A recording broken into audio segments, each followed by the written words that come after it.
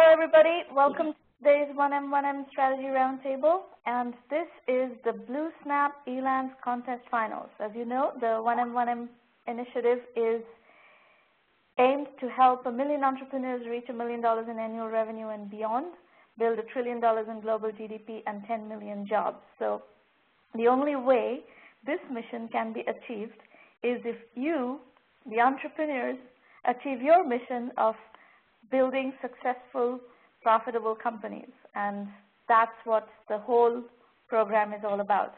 And we are very fortunate to have BlueSnap and Elance, two wonderful startup companies, although they are quite substantial in size today, but they are both private companies, startup companies that have been built to this kind of success. And they are supporting this entrepreneurship development effort. And BlueSnap and Elance are going to be sponsoring 6 scholarships out of the 10 presenters today. So Ved and Simon are going to be telling you more about BlueSnap and Elance after we have finished the contest and finished judging, and you will learn about how to use their products after you've finished the pitches. So first thing we're going to do is actually run through the presenter pitches. The roundtable is being recorded. You will be able to share it. It will be available on the blog. If you're live tweeting the show, please use Twitter hashtag 1M1M. And if you're following our accounts, those are at 1M by 1M and at Sramana, and there will be some live tweeting going on from there. The first presenter today is Family RX Tracker. So Stephanie, I think it's you doing the presentation. If you could unmute your line and come and tell us what Family RX Tracker is all about, that would be great. Thanks, Sramana. Thanks for hosting the call this morning. So my business partner is also on the introductory slide. She was hoping to maybe be able to call in, but I'm not sure if the line will allow for more people to call in, but if she can, she'll be in. Lynette is basically the concept developer, and I'm kind of on the business side making connections. So this was an idea that she generated from personal experience. Mm-hmm. She's managing the health of her elderly parents. Mm-hmm. And if you want to go ahead and go into the next slide, I'll get into the concept. Do I have control of the slides, or do you keep control? No, I will advance the slides. You can tell me when you want them to be advanced. Okay, if you want to go ahead and go to the next one, it shows us the concept. Yeah, you're already on the next slide. Okay, for some reason my screen's just showing the, sorry. Okay, there it went. So the application idea that we have tracks prescriptions for each family member, sends pill reminders to the individual's mobile phone, and also is a med minder for when refills are needed. The part of this sentence that's underlined, because this is what sets us apart, is it includes side effects and adverse reaction info provided by drug manufacturers. The next bullet item kind of talks about some additional features, vitamins, supplements. So second, who is receiving the notification? Is it the caregiver who's receiving the notification, or the patient? The caregiver. Okay, the caregiver is receiving the notification, and you expect that the drug companies are going to give you enough content to be able to do the side effect notification as well. That's kind of what we're not totally sure of yet, and that's still kind of a part of our exploration, is understanding. Who sets up the notifications? The notifications would be set up by the user depending on what kind of symptoms or prescriptions they're working with. So they have the information, and then they're using the application. So they would set up the reminders, but we would provide the information. And what we're not exactly sure of yet is if there's any kind of legal limitations to providing side effect and adverse reaction information. But if it's a a caregiver receiving basically sending notifications to themselves, I don't think there is any legal ramification at all. Well, not as far as the notifications, but if the application includes side effect and adverse reaction information, we're curious because none of the other applications that we researched on the market right now have that information, and we're not quite sure if that's because of legal information. No, it's because it's very difficult to get that information. What's that? It's because it's very difficult to get that information. But we wonder if they actually can hold you accountable if something's incorrect, or if you have any kind of threat of any kind of lawsuit if the user doesn't have the right information or the right reactions. But that's still kind of what we're wondering, because all of the other competitive information that we've done, none of the other applications have that as a part of it. So that's what would help set us apart. I assume that there are lots of other apps that do exactly this kind of notification, reminder of when to take pills, right? There are 2 or 3 pretty well-established ones. And again, I think that what we want to do with this application is take it that one step further and include adverse reaction information and things like that. Data. Okay. So market segmentation, 45 to 55-year-olds with parents in declining health. The medium would be hospital social workers and family practice clinics that have magazines that are commonly found in waiting rooms in those atmospheres. And the target customer for this app is anyone that's using a smartphone to set up medication reminders or who is providing care to someone that's taking these medications. Okay. Customer acquisition would involve launching the application using social media, blogs, and maybe potentially a local ad agency that would be willing to invest and promote. Why would a local ad agency be willing to invest and promote?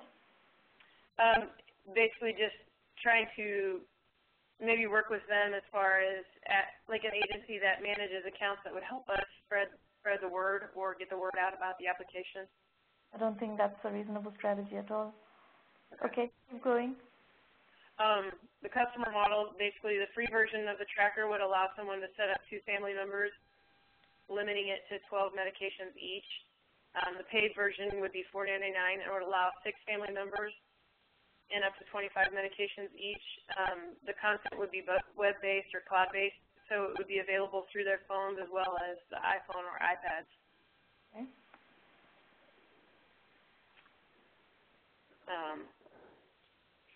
The next slides, I think, talk about competitors. Right up. So the main application that we found that already exists that does a lot of these features minus the adverse reaction feature that we want to include is MedHelper. It's $3.99. It's not web-based, so it doesn't allow them to set up multiple family members. It doesn't provide basic drug information like side effects, and again, that's kind of what I think is setting us apart, side effects and adverse reactions. So far, they have about 10,000 downloads, and that's within the last 30 days. And then the paid version has about 5,000 downloads.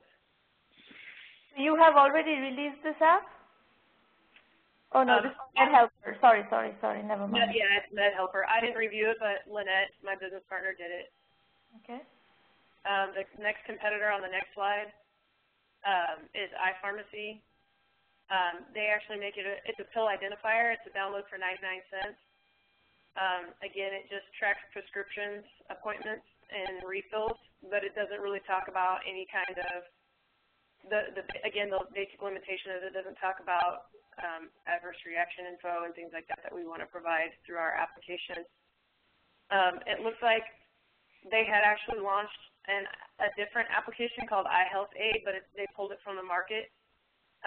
There were some screenshots still available, and it did provide multiple family members the ability to track. But again, they removed that from the website, and it hasn't been available for download. I was hoping that Lynette would be able to call in, but I'm just going to kind of talk about her narrative as far as her experiences.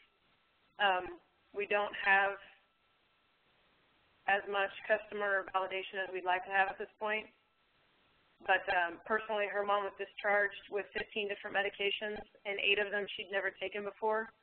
Mm-hmm. The side effects of the drug interactions were within the first few days of her having her mom at home were very challenging. Mm-hmm. And so this is where she started to brainstorm the idea of maybe we could provide an application that provides that additional information. Okay. A lot of times people are in small towns, and the pharmacists can be helpful to an extent, but if the consumers have access to adverse reaction information from all over the world, it could be even more helpful. Okay. And so our challenges and questions to you in being a part of the call and hopefully continuing involvement with your organization is learning a little bit more about the fundamentals of bootstrapping and financing. Yeah. A little bit more research on our end will help us with customer acquisition and competition. So those two aren't as vital, but I would say the first 2 items on that list and the last item on the list are kind of what we're looking to your organization for: management and growth, and bootstrapping and financing. Yeah. Okay. All right. Let me invite the judges to ask their questions. Ved and Simon, if you would like to unmute your lines and come and ask questions of Stephanie. Yes. So, oh, go on. No, go ahead, Simon. That's fine. Well, I was just going to ask, what's your vision of a business model? What do you think people are going to be willing to pay, and how would you imagine them paying over time? Hopefully, we could gain a lot of traction with the free version, and then initially convert people to the $4.99 paid version, which would allow them more managers. Basically, more people can access the same information, and then they can manage and track more medications. So I would say initially we would gain traction with the free version, and then we could convert users or bring users in on the paid version. Okay, thank you. Ed? Stephanie, the question I had was, how do you think you'll protect your company in terms of new competitors coming into the market? Is there something that you feel your application will do that will protect you from new competitors coming into the market?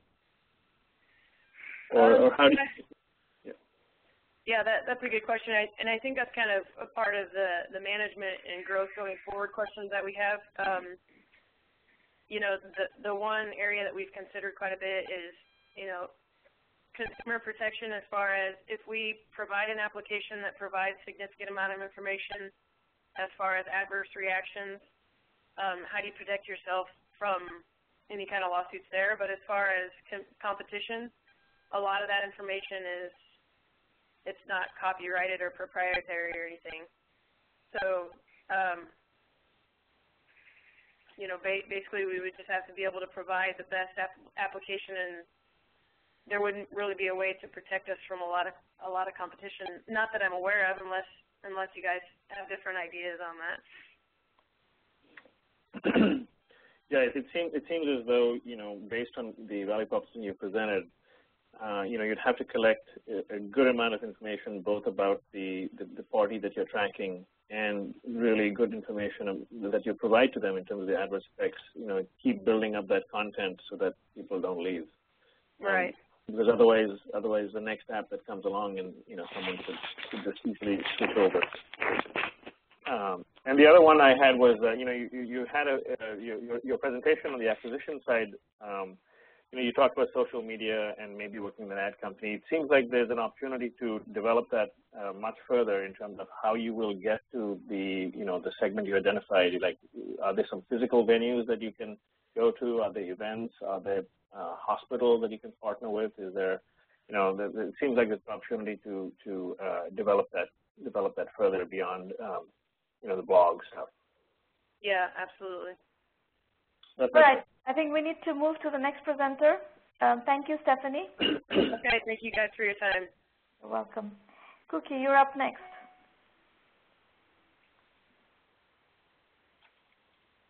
Cookie? Hello. You there? Yes. Can you hear me? Yes, we can now. Great. Go ahead. I'm the founder of Downloads Now, and I've been a recording engineer and music producer for more than 25 years. During that time, I founded OTR Studios, which is now the oldest commercial recording facility in the Bay Area. I've been an A&R producer for Windham Hill Records and received 5 Grammy nominations. Oh. In 1997, I worked for Liquid Audio, the first music download company. And 7 years later, Apple released iTunes. The rest is history. You can move to the next slide. Thank you.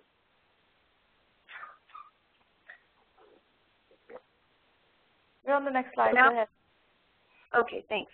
Now it's been 8 years after iTunes, and there's evidence consumers want a higher quality audio experience.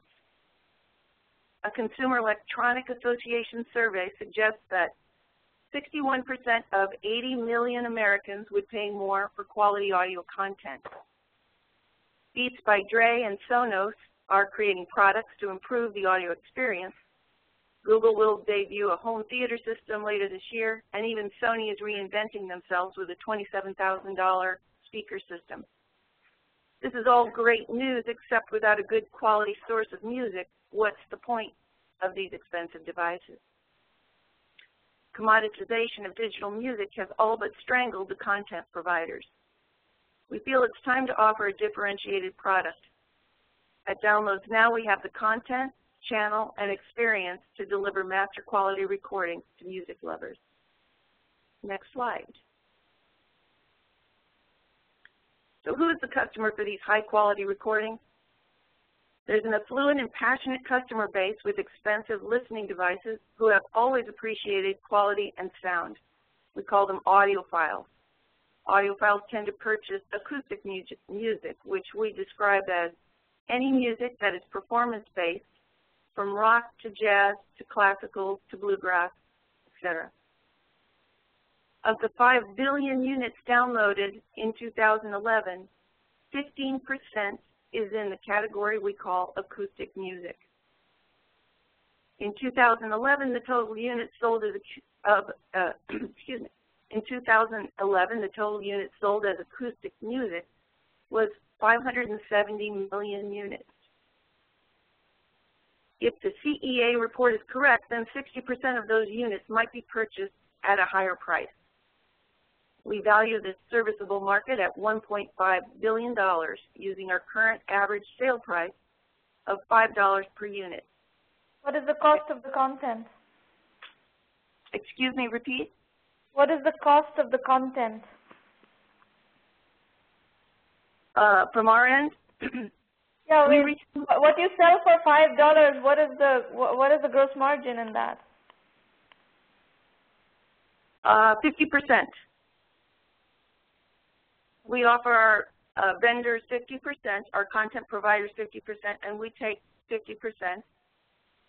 And I would say the net from that is 30%. Okay.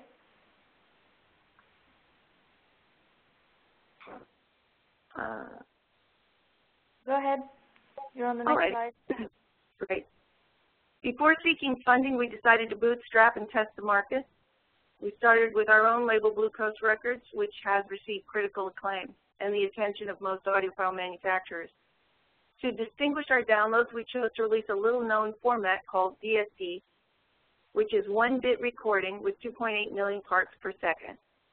We relied on word-of-mouth buzz, forums, and blogs, since we had no marketing budget for advertising. Members sign up to receive free information and music downloads in exchange for their email addresses. Once a month, we send a newsletter, offer rebates for purchase, and new music.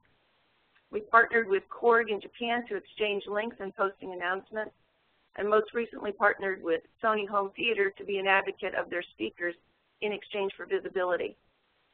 Okay. Next slide, thank you.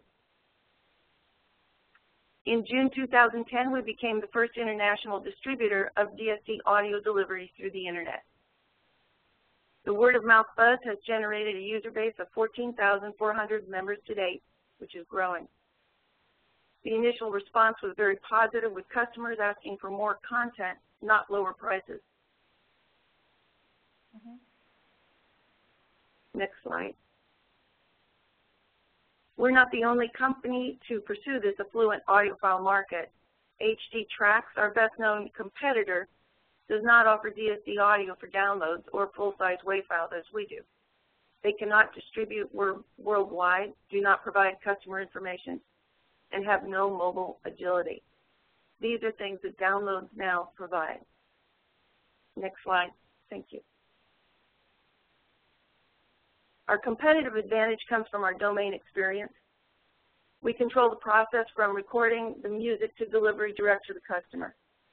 We're fortunate to include advisors such as Alan Butler, former president of Sony Music Nashville, David Angras, Senior VP of International Sales, Guitar Center, and Jerry Kirby, founder of Liquid Audio. Okay. We have strategic alliances with Sony Japan, Korg Japan, and dozens of audiophile manufacturers who call the introduction of DSD audio the most exciting event to happen in 20 years. Okay. Next slide. This is an example of a business model canvas we began using last month, and we've been studying the lean launchpad method advocated by Steve Blank. And how much are you making right now in terms of revenue? We've seen our revenue quadruple. I would say in April we had our most successful month, which was close to $6,000. Mm-hmm. And we're seeing this increase monthly. Okay. So you're getting up to a run rate of about 100,000 a year right now. I'm sorry, repeat? You're getting up to a run rate of $100,000 a year. Yes. All right. So I think we've got what you're doing. I would let Simon and Ved ask their questions, and we'll give you comments before we move on. Go ahead, Simon. Okay, thank you for that, Cookie. It's absolutely fascinating. What is the, I guess the question I would have is, obviously these files being very high quality, I assume they're quite large. Is that a reasonable assumption? Yes, they're 40 times the size of an MP3 currently sold at iTunes. Okay, so I guess then the logical question is, if the serviceable market is 340 million downloads, can you give me some ideas on what you're thinking about infrastructurally for delivering what's going to be a huge amount of bandwidth? Well, that's one of the questions we're looking at as well. Okay, fair enough. Good. Yeah. If you could elaborate a little more on infrastructure, do you mean in terms of just the bandwidth? Currently, we use Amazon. Well, you need server and you need bandwidth to be able to store and distribute all this. Right. I mean, that's really what I'm getting to, is at a certain point, you're going to have huge amounts of content that has to be stored, distributed, tracked. Yeah. Right. And that's going to become quite exciting fairly quickly. And also on the other end, the people who are downloading this also need the infrastructure to be able to store them. You know, these are very large files. The storage part of it, you need to kind of think through how, when we download music for our iTunes, we store it in the iPod or iPhone. It's fairly straightforward, but if the storage requirements go up significantly, what's happening on the customer side? Yes, on the customer side, this is mostly a home listening experience. We have several manufacturers who build home serving units specifically to store these downloads. Yeah. We ourselves use Amazon Cloud Services to deliver our files and store our files. We've found them to be the best. Ed, how about you? Do you have a question? Yeah, this is a very, very cool concept here. Do you envision making like an iTunes equivalent in the sense of having a central place where your customers can access their high-quality audio files and basically a central console that they can have on their desktop and their mobile device, or are you relying on that aggregation point being provided by the hardware manufacturers? We envision an iTunes-like store where the customer will have one place to access and download the music and purchase. We're in development right now for that store. Okay. Okay. You're going to have an e-commerce front end to do all of that. Okay, good. I think we've got what you're doing. Let's go to the next presenter. Thank you, Cookie. Thank you very much for this opportunity. You're welcome. Remotia, how do you say your name? Kawakin Girmay? Kawakin Girmay, that's correct. All right. Well, I'd like to start. Hi, Sramana Mitra. I'd like to start by actually apologizing for Cookie. My nickname is Cookie as well, so when Mitra asked the next presenter, I thought she meant me, so I'm very sorry, Cookie, and it was a very interesting introduction, actually. Hope you succeed. Hi, guys. My name is Kawakin Girmay. I'm a 36 years old gentleman from Eritrea. Basically came to Sweden at the age of 5. I left Eritrea at the age of 1. In between, I've lived in Sudan and Italy. My background is basically, I'm a salesman. Before I started my entrepreneur, I was actually a salesman for many years. I tried everything and was very successful. I'm glad for that. And basically just drove me to become an entrepreneur. Today, my background is I've been running 4 bigger telemarketing companies in Sweden, in even Nordic area. I've even run a publisher's house, consulting firm, financial services, and IT. And IT was such an interesting field. So me and my team actually decided to dig around IT and try to understand the whole concept of software as a service, because working as being a telemarketer, it's not always about being a good salesman or have a good sales strategy. You need to have the tools as well. And many of our customers didn't have the right tools and settings, the basic foundation actually to go ahead and be successful on running a business. And then actually, that's what we wanted to focus on. So we came across Remote after many years. Remote is one of today's most promising software vendors. We have an IT company in India who's actually helping us develop this platform. What we're offering this platform is a software as a service, is a cloud-based business. And it's actually meant to help businesses improve their relationship with their customers, suppliers, and even employees. Businesses use Remote to create effective sales, create and send proposals, manage orders, bookkeep expenses, revenues, broadcast newsletter, upload and store files, and manage customer support. What we have done is we've been focusing on each department on a company, and we've been focusing on small companies. And we've been trying to locate what kind of funnels they have, what kind of problems they have, how should they actually access this, and how should they come across working with this. And we saw that a lot of our competitors had they weren't really focusing on actually providing a complete platform with the base problems, and that's actually our value proposition. Next slide, please. Realize that there are very, very large players in each of these categories, right? Yeah, exactly. Well, we have actually done a research on that, and what we've come across is basically we have the good players, the people that have been around for quite some time, but they're actually focusing on mid-sized, larger group, especially in. Oh, Intuit focuses on small companies, and they're very deeply penetrated in the U.S. market as far as accounting and ERP, small business ERP is concerned. They're deeply penetrated in the U.S. market. I don't see any chance of your being able to, dislodge them from that position. Okay. Well, as you can see, I mean, it's like you said, there are a lot of companies, especially these companies, Zoho, TradeShift, and Soho OS.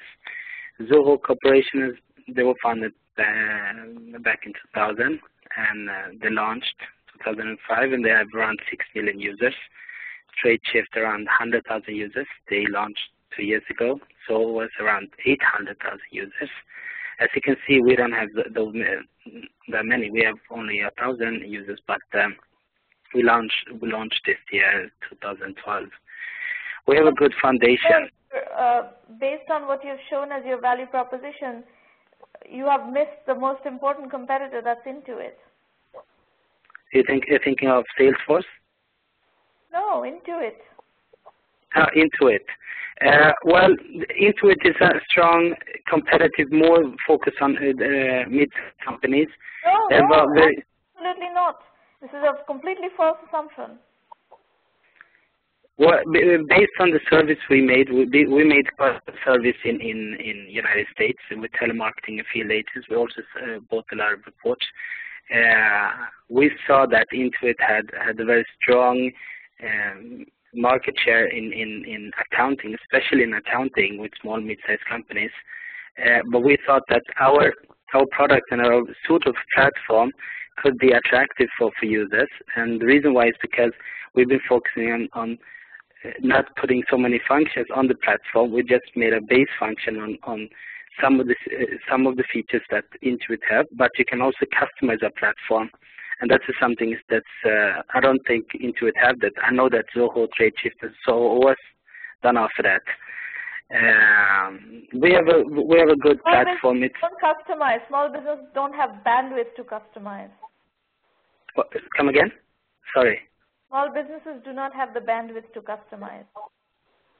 Well, the idea is basically that they can actually contact us. We have a developing group, and they can contact us and tell us what type of features they would like to have, and we can actually customize it into their database.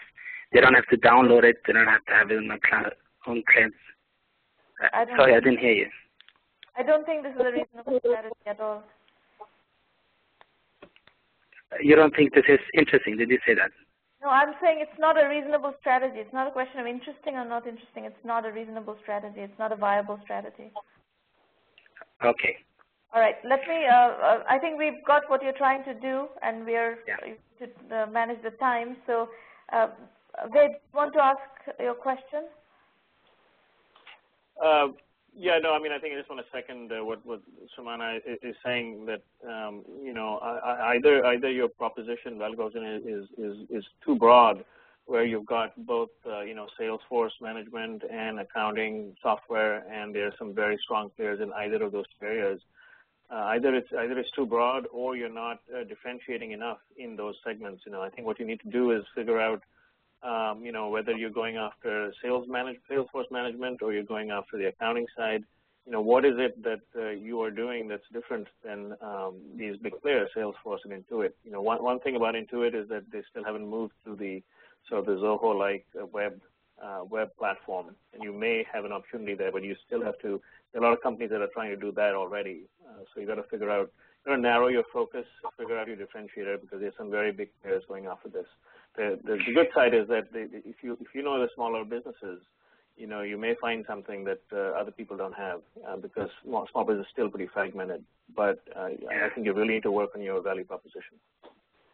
Thank you very much.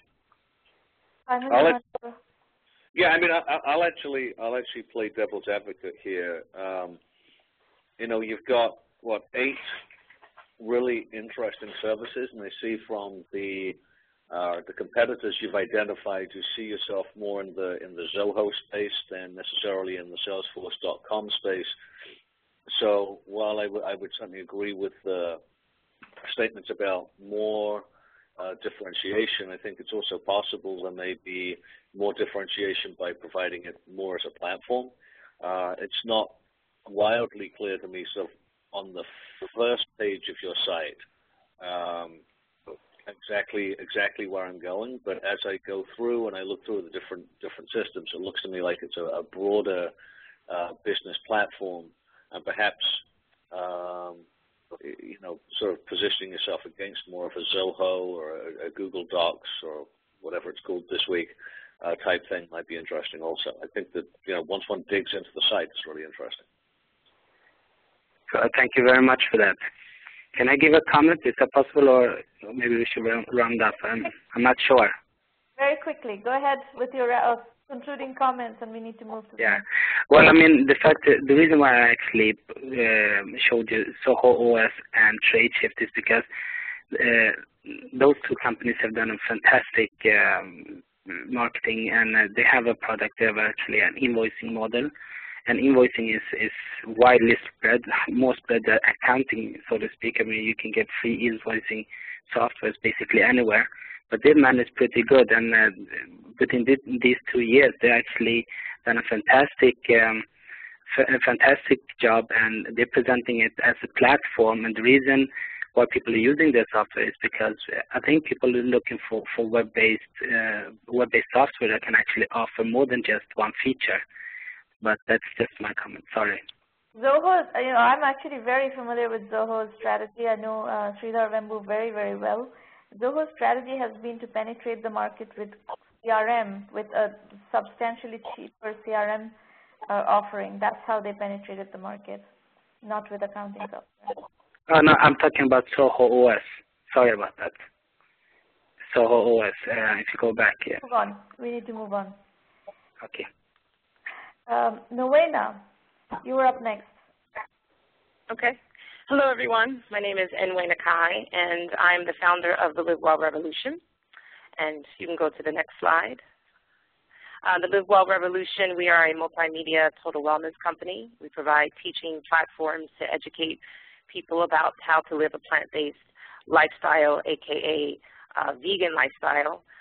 For those who are unfamiliar with vegan, vegan is a person who eats a vegan diet, which is a diet that eliminates meat and animal-based products.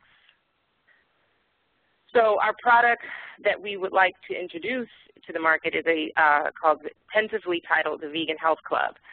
It's a subscriber-based website that teaches people interested in a vegan lifestyle on how to integrate a vegan diet into their lifestyle through various multimedia teaching platforms that could include video, digital content, e-newsletters, phone apps, online classes, e-books, video demonstrations, etc.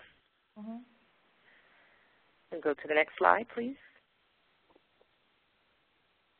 So our customer profile is mostly composed of first-time vegans, people, mostly women, 25 to 45, who are culinary challenged, lack basic knowledge of vegan nutrition, but who buy local organic produce, who shop at Whole Foods, Trader Joe's, farmers markets, and local health food co-ops.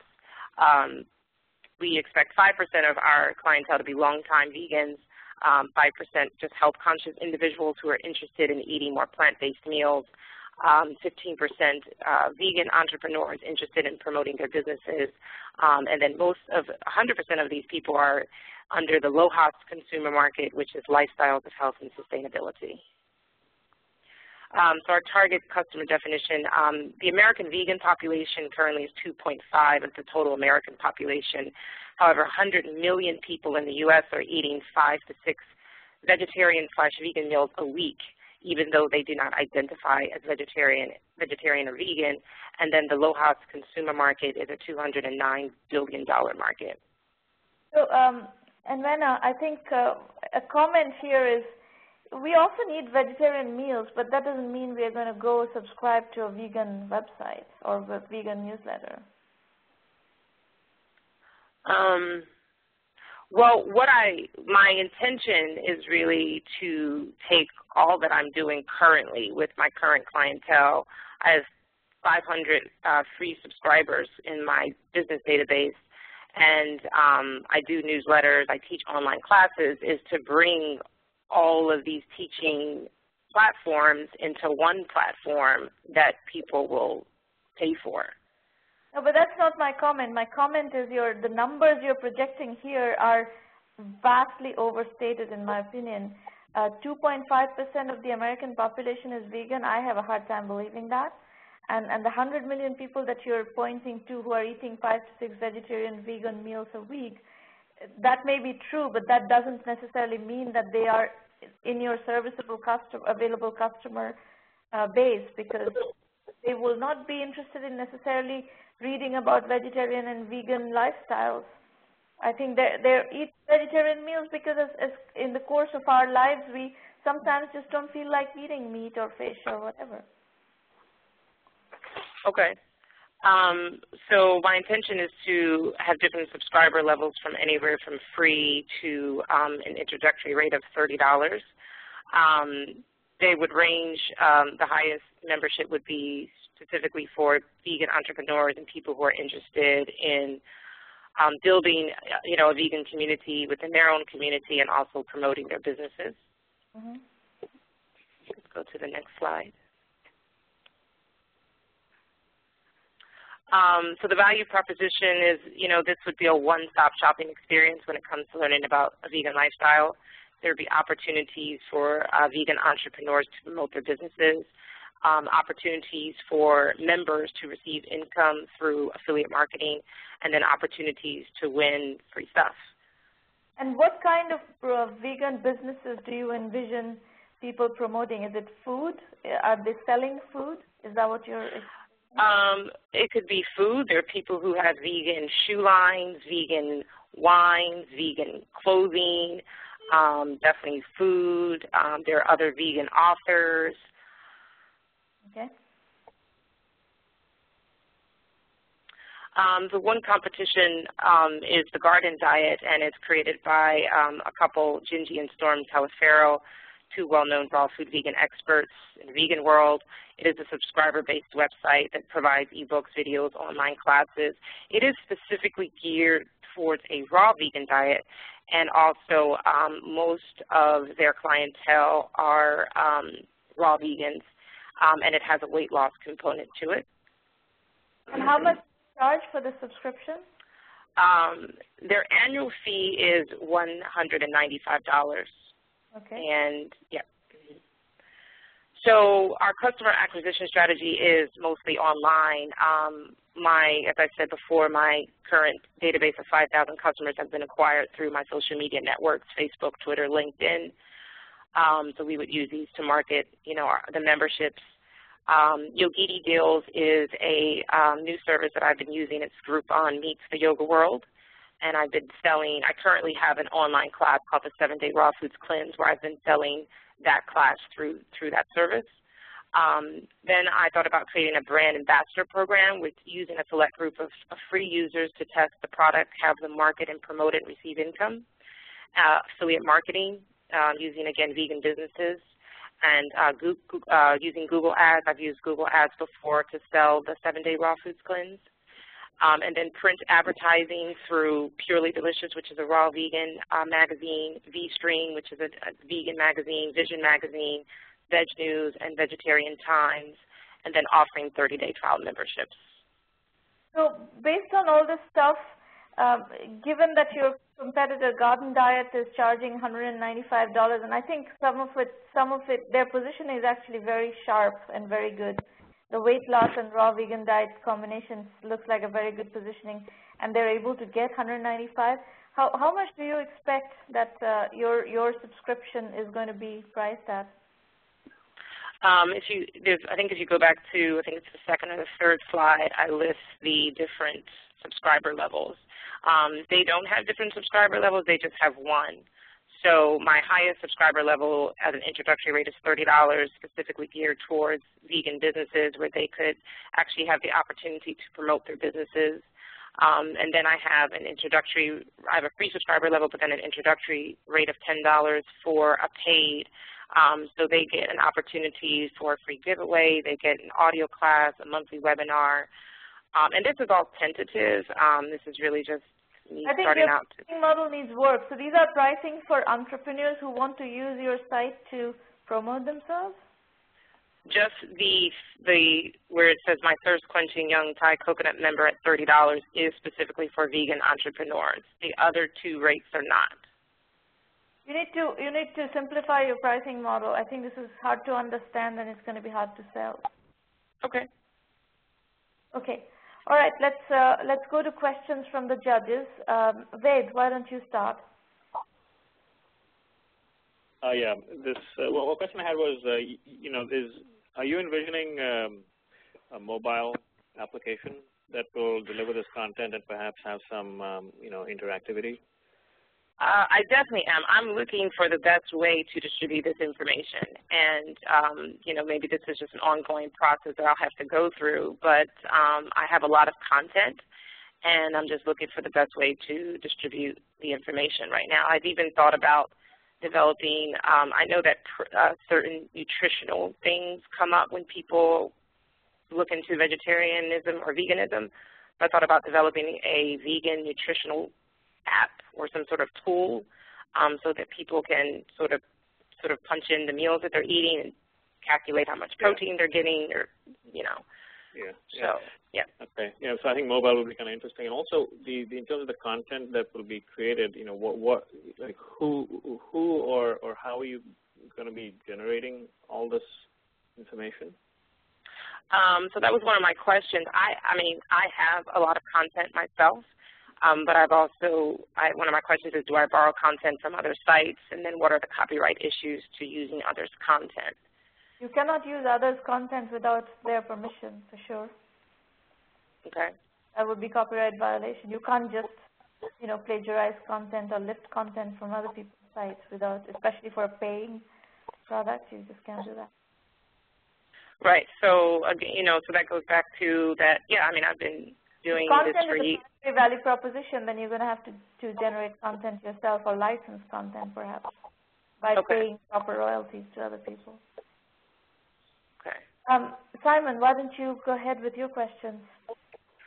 Sure. I mean, I guess it's fascinating actually, but I guess the big question I would have for you is what's the long-term goal?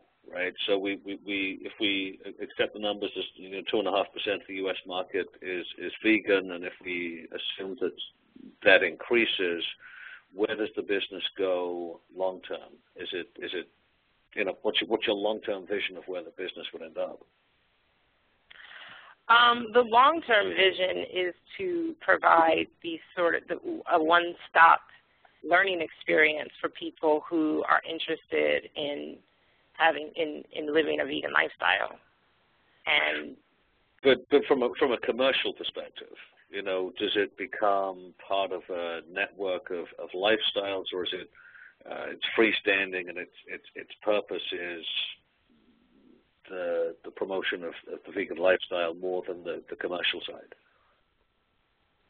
And when you mean more the commercial side, could you explain that a little bit more? He's asking whether you want to make money and make this a very successful, profitable business, or is it more a cause that you're supporting? Okay. Oh, no, it's absolutely a venture that I expect to make money with. And, yeah, absolutely. Okay. Thank you. All right. Okay. Well, we got what you're doing. 39 Shops is up next. Rishikesh. Thank you, Nuena. Rishikesh, you're up next.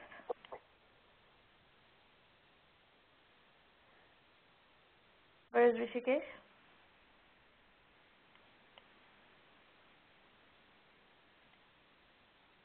Maureen? His phone is muted. Rishikesh?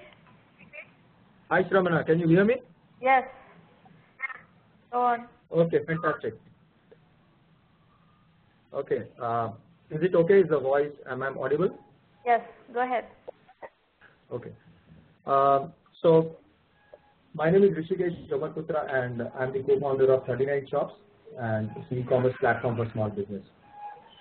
I created this this business with my brother Chirag. He is my younger brother, and both of us conceptualized and sort of designed this idea. The value proposition that we offer is to really lower the entry barrier for small businesses in India to start an online store.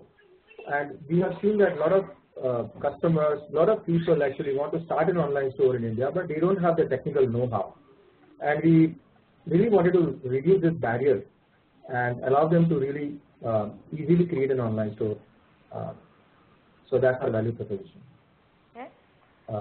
Next slide. Now, our target market, this is slightly off actually, this slide. The target market that we are having is young entrepreneurs who want to go online, and these people, these young generation they are active users of internet. They use Facebook, and they have either they want to start from scratch, or either their parents have a retail business and they want to take that retail business to a new level by launching an online store. And we have actually a lot of people who have started from retail venture, brick and mortar business, and they are now venturing into online space. So that's our target market. Yeah, next slide. So this is a typical, these are two profiles, and this rather projects what is the definition of this customer. So that's it. Next slide, please. So this is a summary. The small business retailers in India, that's our focus, and tech-savvy 25 to 35-year-old. Either these have online retail or offline brick and mortar, or they are starting from scratch. Yeah. Now the customer acquisition strategy is basically we are going for digital marketing strategy. So we'll be having all the digital channels of marketing, and the sales will be done by the website. So our main focus of conversion will be the website, to measure and optimize the website conversions, and the next step will be to convert these the trial subscribers into paid subscribers by winning their winning customer delight and giving them an extraordinary customer service experience. Next slide, please. Now, in India, there are few platforms who have done who are doing actually very good in India. MartJack is a complete software as a service platform which is doing very good. And Builder Bazaar, they have it's a website from infibeam.com, and it's a hybrid model. But 39 Shops, where we stand apart, is that we are a platform, and we are enabling the flexibility and giving the choice to the store owners, and we believe that the platform focus that we have is not existing in these two pairs. Next slide, please. So hold on, there's one comment here, yeah. Design customization full, and whether the other ones are limited design customization. How can you do, if you have millions of customers, how can you do design customization? Okay, that's a great question. And basically, we are going to have partners, a lot of design agencies who are looking for, who can customize the stores and create new themes.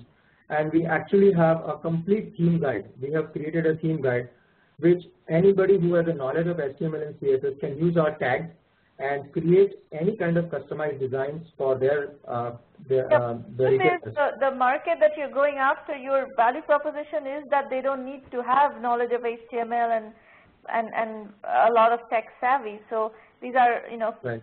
kind of saying conflicting things here. That's right. Number one.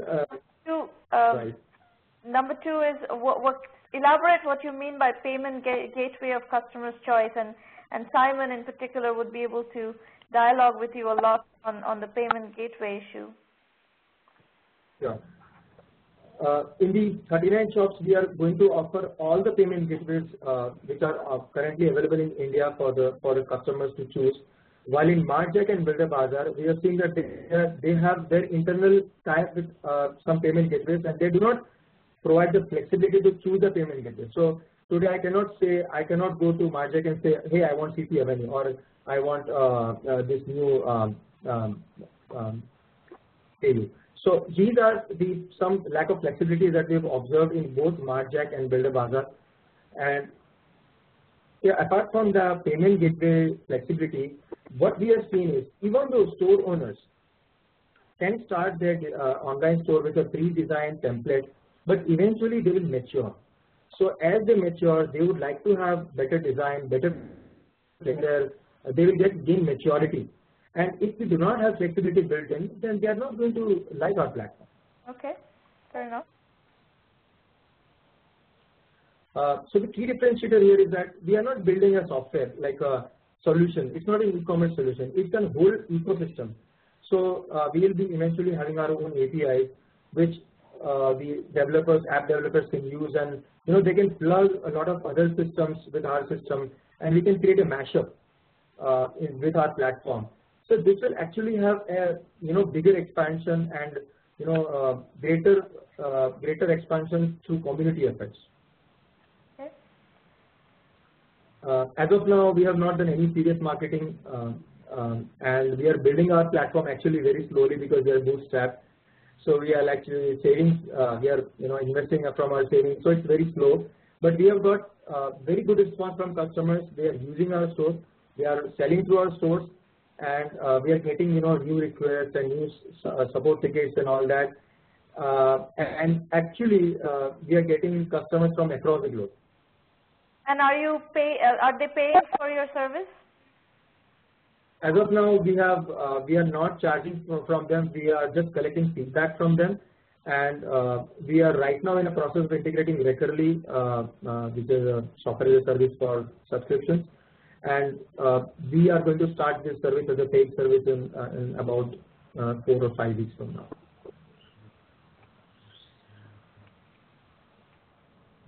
Okay. Yeah, challenges. Yeah. These are some questions that we have. We are actually in sort of a dilemma because we have seen that the signups are coming from the customers are registering from all across the globe, and we don't know whether our India-focused strategy is very effective or customers from across the globe they register, they create their stores also, and surprisingly they are demanding payment gateways in their own respective zone. So a European guy would request a certain payment gateway. So right now we are kind of, whether we should completely focus on India and tell them no, or what should we do about it? And second question is this US dollar pricing, which I don't know whether it is a realistic question or not, but whether we should just be a rupees-based platform and focus completely in India, or whether we should feature a global feel and yet remain local in India. Well, have you done a comparative analysis of the space? Because in the U.S. and in elsewhere, there are several platforms in the space, very successful platforms, Volusion, BigCommerce, Moonfruit. There are lots of e-commerce store platforms that are very large and have a very large footprint. So that's one of the issues that you're going to run into. And the second point is that doing payment gateways for everybody. And so I'm going to actually let you dialogue with Simon on the payment gateway. Simon, why don't you come on and ask questions as well as comment on his payment gateway issues? Sure, and let me say your site is lovely, and I took a look at taylorspoint.com. It looks fantastic. In terms of your challenges, clearly payment gateways are a challenge in India, generally speaking. So the comment before is exactly right. There's a lot of competition in the United States, but actually most of the U.S.-based payment providers or shop providers are struggling to really play in India. So I think getting a solid presence and good experience there is a good thing. Your second challenge, I don't know whether people put off so much by U.S. pricing. They will be put off, I think the data tell us, by being asked for a zip code. If a zip code isn't something that people are accustomed to there, that sort of thing. When you say you're going to let people choose their own payment gateway, does that mean that you've built the infrastructure to simply integrate to anything that is out there? Or, I mean, I would have to assume there must be some limitation, no? Right. We will be having the infrastructure already built in, so they just have to enter the credentials and they will be up and running. Okay, I mean, so the one thing I would recommend you think about is looking at creating your own relationship with some of the processors and then offering processing directly to your customer base through you, without wishing to be overly commercial about it. Touching the money is almost always a good thing. Right. And based on the noise that I hear from the marketplace, many merchants in India struggle with getting that payment processor gateway in place. I don't know why that is. I just know that people ask me, can you do this for us, far more frequently than I would expect, given what's there. But this looks terrific. Thank you very much for sharing it with us.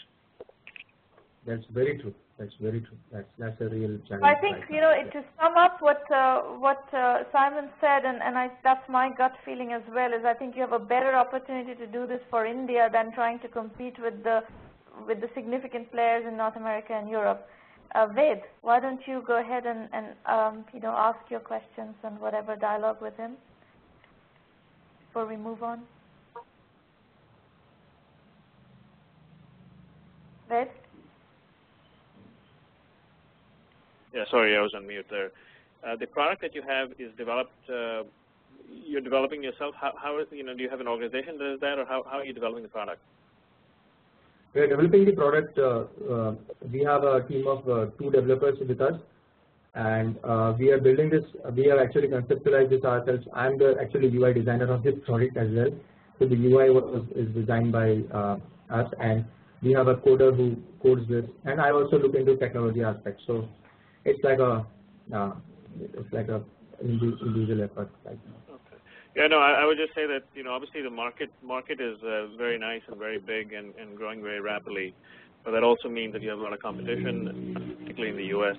Or you know, and also there's some open source versions of this that people are selling pretty hard.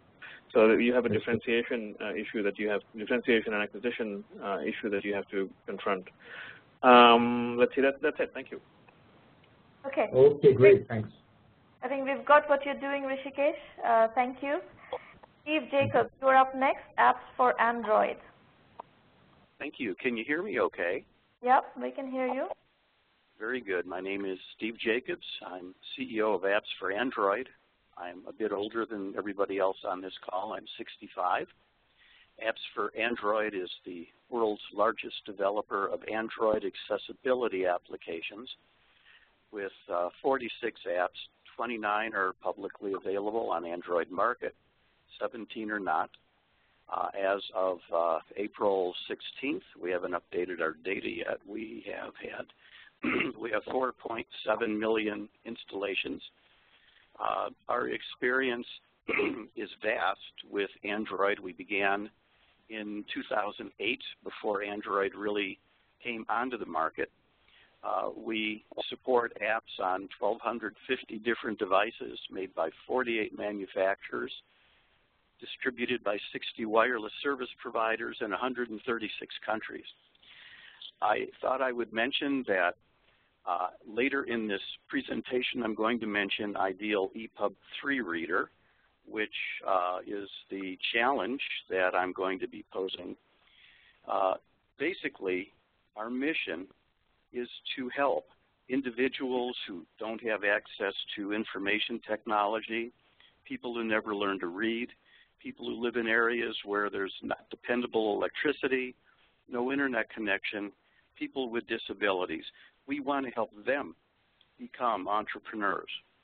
That can be done effectively if they have access to high-tech resources. And this is what our applications are designed for. We can go on to the next slide. Well, there aren't 52 slides in there. I don't know how that 53 out of 8 got down there in the bottom, but what the heck. Our customers are individuals who use wireless devices and find it difficult or impossible to read or see information being displayed on the device. We also have business with federal, state, and local government agencies, wireless carriers, wireless device manufacturers, and schools and colleges. Next slide. Value proposition for the end user. They receive our applications at no cost, and I noticed that, Sramana, you smiled when somebody or you had asked them if this is a cause. This is a cause. This is my mission, and we have a self-sustainable business model, but we do have a problem that I'll present you with. So our end users, value proposition, they receive our applications at no cost. They're very high-quality applications, and they have been very successful in the market with very high star ratings. For industry, our applications help wireless carriers and wireless device manufacturers reduce their legal liabilities. There are laws on the books that mandate that information and communication technology be accessible. There's a wide array of laws. Funding organizations, they're able to get a very good development return on taxpayer dollars for investing in our projects. Our average development cost per installation is 9 cents. We have invested somewhere around $440,000 in developing applications. We have 4.8 million users. A government agency or a company is not going to be able to find that economy of scale anywhere. We've not been able to find anything close. So do you schools have and colleges. Is this a business or is it a nonprofit? Oh no, this is we are incorporated as a for-profit organization. And how much, what is the business model? How do you make money? If everybody is receiving all applications at no cost, what is the business model? I get to that in a future slide. Or would you like me to explain it? Oh, keep going. The way that we make our money, we are a not just for-profit corporation, which means that it is just as important to us to achieve our mission as it is to make money. When we talk about making money, we are not interested in, I am not interested in making a profit so long as our business is self-sustainable. So the way our business model works, in fact, why don't you forward to the last slide and I'll answer your question. One more, let me see, one more. Go to the next slide. We're going to skip a couple. Here we go. We solicit government funding, which we have been very successful in doing. We use that funding to develop high-quality Android accessibility apps. We create jobs, and we pay extremely well. One example, we have a very talented developer who's a master's candidate in South Africa. He happens to be blind. He's a power developer in Android. He developed an application in 10 hours for us. We paid him $200 an hour. He will come to us to develop additional applications if we wish him to do so, because he won't find that kind of money anywhere else. We then provide our apps to users at no cost. We don't use the word free because nothing is free. As we provide our apps to users at no cost, it attracts large numbers of installations, which drive down our development costs per installation to impressive levels, 9 cents with our company alone. If you look at Google's accessibility apps, which we also support, it's 1 cent per installation. This type of... Hold on a second, please. So I still don't see a business model. You are getting government funding, grants of some kind to keep going with this business, but there is no revenue model here. Is that correct? You are correct. You're correct. That doesn't make that makes it a non-business, right? If a business without a revenue model is not a business. How do you define a business? A business is one that has a positive impact on its customers and returns value to the business. Okay, so as far as 1M1M is concerned, we only work with businesses that generate revenues and profits. We are set up to work with nonprofits. We're not a nonprofit. You are a that's nonprofit. Okay. You are a nonprofit. I understand. A business that doesn't have revenue model is a nonprofit. Well, okay. I would say that's fair. Then I would suggest we move on to the next presenter, unless you'd like to take a look at a challenge, which is the next slide. But I don't want to waste everybody's time. Yeah. Just like any other business person, we're trying to make a difference. And I have to ask you a question. You want to help entrepreneurs. Who is going to help the entrepreneurs that have a desire to build a business that may not be able to read, or that don't have access to the internet, or that happen to be a person with a disability? And I pose that question just for you to consider it and think about it. We have businesses for disabled people in the program. We have a company that is doing iPad apps for for people with learning disability, with autism, and so on and so forth. So we have businesses, but a business has to have a business model. We are not in the business of helping, entrepreneurs, let's say social entrepreneurs, raise grants. That is not where our expertise is. It's not a value judgment on your business. It's our limitation. We don't know how to build businesses with grants. That's not our expertise. That's my only point. Right. And we do not have money problems. We have all the money we need. All right, I'm going to let Ed and Simon comment if you would like to comment or question, and then we're going to move on. Well, that's okay. I did not realize this. I thought that your focus was to help organizations become successful. So our mission is to help 1 million entrepreneurs reach $1 million in annual revenue and beyond. Okay, that's fair. And it's okay if the other two gentlemen not invest their time right now, and we should move on to the next presenter. Simon, Ved, would you like to say anything? Would you like to add anything? Well, this looks like a great organization that you have here. I think in order to get into more detail on how you can achieve some of the growth targets you've set, we'll have to be a sort of a drill down on how you currently distribute and how we could how you could scale that.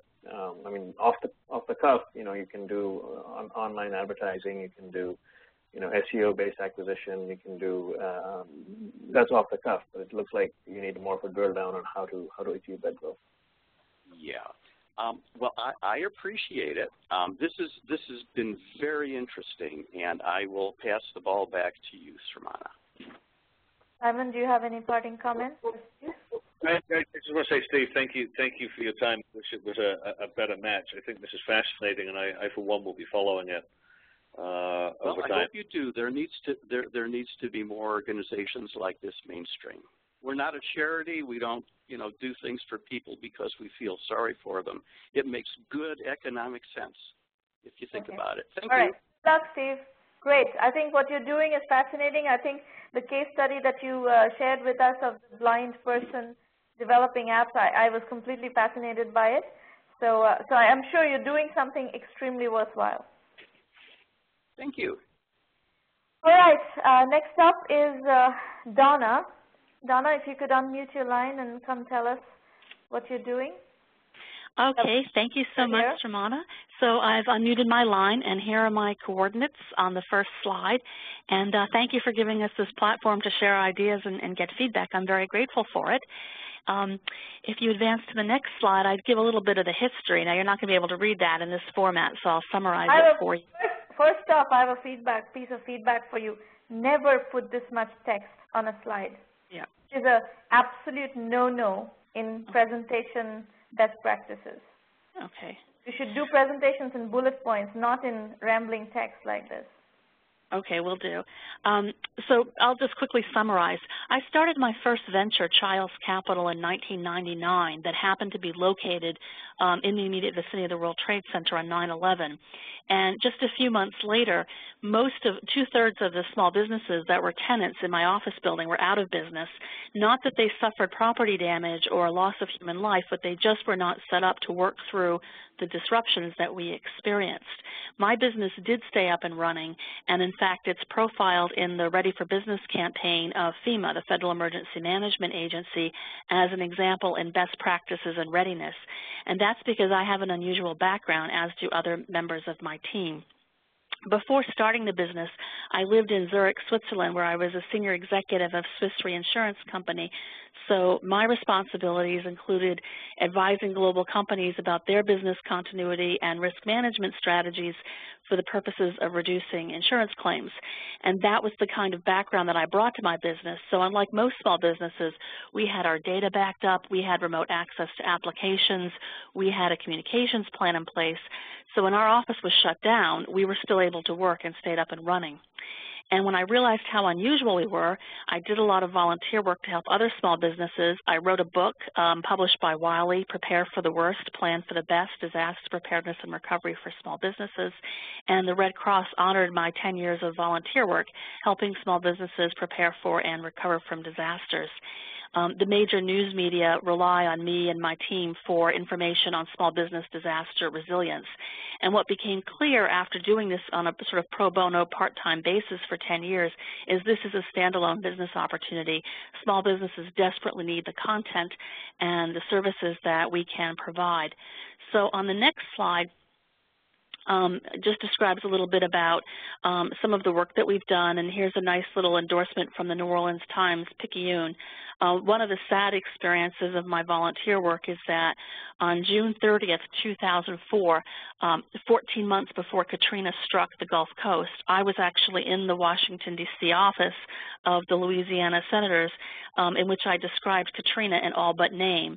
And the reason I did that was I had reached out to each of the senators who are members of the Small Business Committee and offered to give them a briefing on disaster vulnerability of the small businesses in their districts. And my former employer, Swiss Re, reinsures the oil and gas platforms in the Gulf Coast. So our disaster scenario modeling exactly anticipated what happened, including the ineffective public response. On the next slide, it describes a little bit about the customers and how we acquire them. So for the last 10 years, I've done workshops for small businesses and on a volunteer basis, but what my new venture, Preserve, will do is it will provide digital content, including e-learning courses, subscription-based content, and software applications that small businesses can use to build resilience. And there are two critical messages in my content and training that differ from the status quo.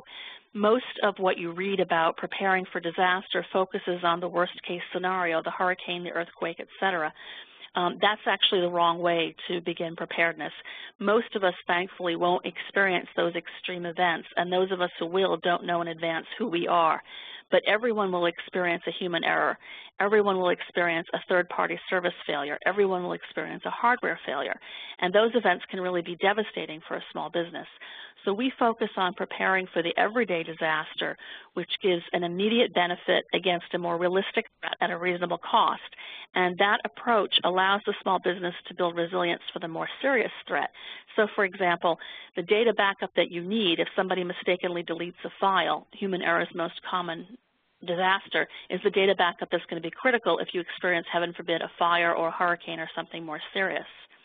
The second element of our content that's unique is that we focus on a very pragmatic approach of how your business will benefit even if disaster never strikes for having been prepared.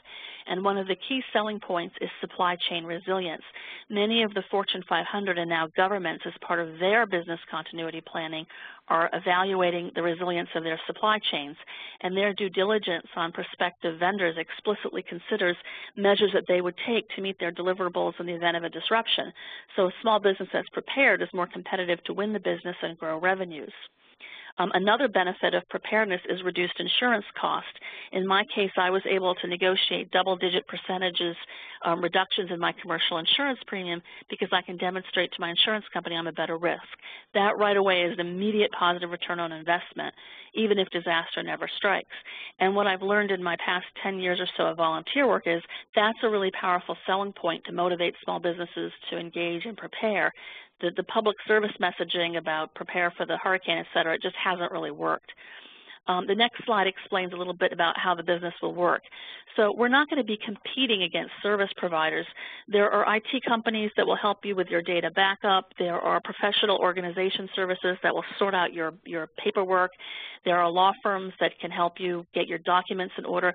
What we will do is build an audience and build a better educated clientele for those services and hopefully earn affiliate fees for referring businesses to them once we've certified them in our methodology.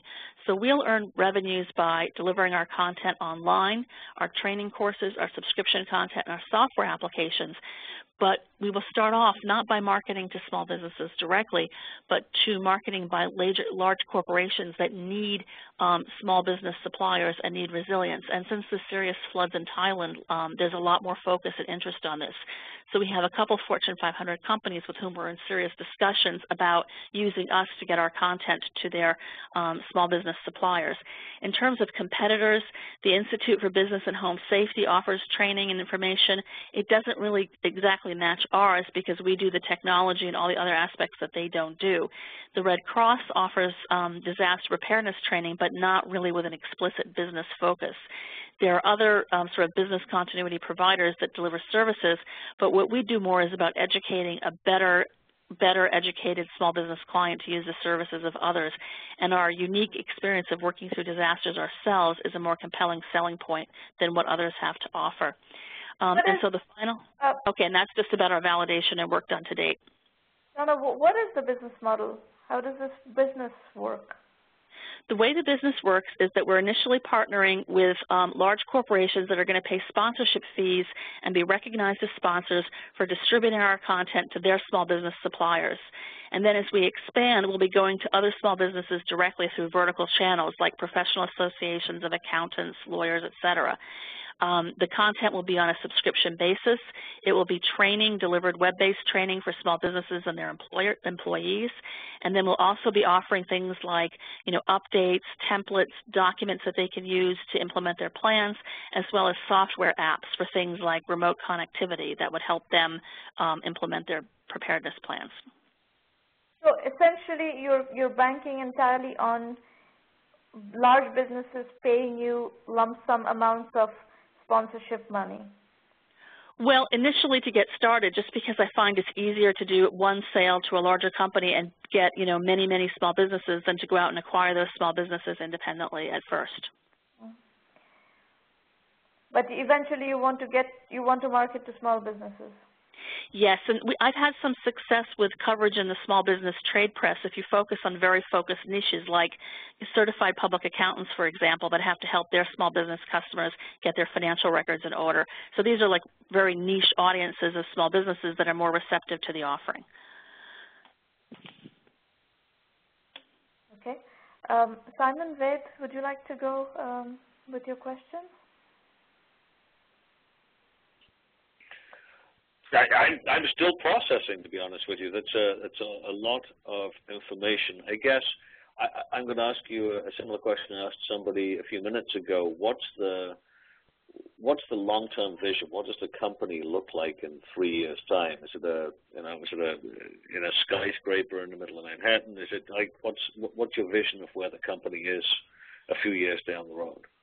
Well, our long-term vision is that we would be able to distribute our content and build an online community of small businesses sharing best practices. And we've done some workshops and programs in Asia and Europe, and so there's really an opportunity for us to learn from one another and share from one another. There's definitely a global need. Our long-term, I think, would be developing software for certain types of small business preparedness applications, and possibly even our exit strategy might even be looking at a larger software provider, but that's the long term. The short term is delivering the content in workshop form over the internet. Okay, that's great. Thank you very much. All right. Great. Yeah, I had a quick comment, which is I have a little bit of trouble seeing, what is the exact pain that you're solving for your customer. I think it sort of came out in the course of your presentation, but it was hard to get that right from the beginning. Like this, as opposed to being a vitamin, what is the headache that you're solving? And I got a lot of. Yeah, you've hit the nail right on the head, because here's the problem. The problem that we're solving is this. Small businesses are remarkably vulnerable to disasters. 40% of them won't reopen after a major disaster. But the problem is, because the small businesses are focused on so many different things of day-to-day survival, they're not necessarily looking at business continuity, and that's why they're so vulnerable. So by the time they realize they have a pain point, it's after the fact, when it's too late to do something. That was the experience I had in New Orleans, was going to New Orleans post-Katrina and trying to help small businesses. Well, if they haven't backed up their data, there's nothing for us to recover. If they didn't have business interruption insurance, there's no insurance claim for us to file. So the difficulty we have is that we have customers who have the need for our services, but they're not willing to pay pre-disaster. Post-disaster, they are willing to pay, but they no longer have the ability to pay. That's what makes the individual small business sale so frustratingly difficult, is that everyone thinks it won't happen to me. And that's why, to Sramana's point, going to the large companies initially that are sort of more forward-looking about resilient supply chains is more effective, because if they say to their suppliers,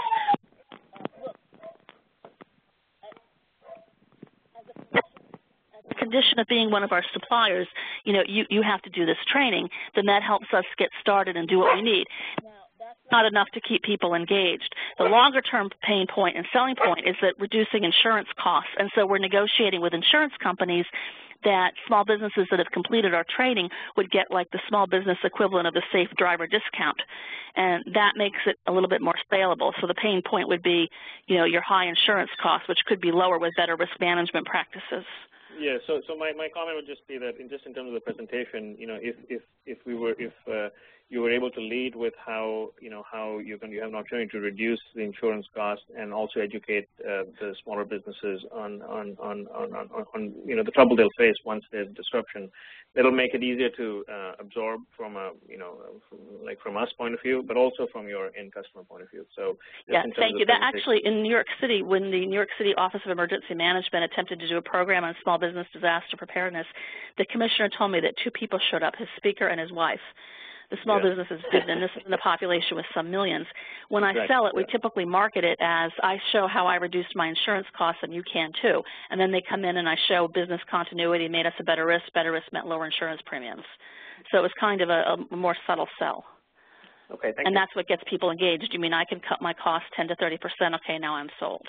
All right, we got it. So we understand what you're doing, Donna. Thank you for your presentation. Harlan, you're up next. Hi, can you hear me? Yes, we can hear you. Okay, my name is Harlan Robinson, and Hat One on Me is a social gifting app for alcohol and food. Next slide. Okay. I'm originally from Chicago, but been living in Marlborough, Massachusetts, outside of Boston. Intel tricked me out there and then ended up chopping off my head during layoffs. I'm a robotics engineering major now, full-time. And as you can see from the small picture of me as a child, I've grown into my head. Next slide.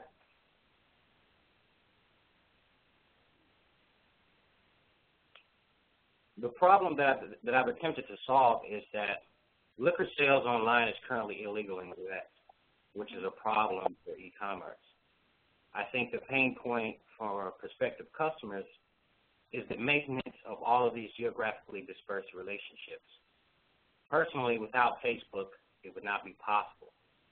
Personally, I cannot engage or participate any deeper than likes without a hassle, like getting in my gas-guzzling SUV, driving to Target to get a gift card, wrapping it, and go to the post office and wait in line.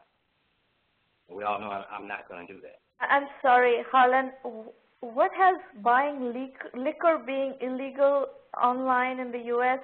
to everything else that you said in the last 30 seconds, how does that correlate? I'm completely lost. I wanted to buy my cousin in 2010 a bottle of Jack Daniels for his birthday.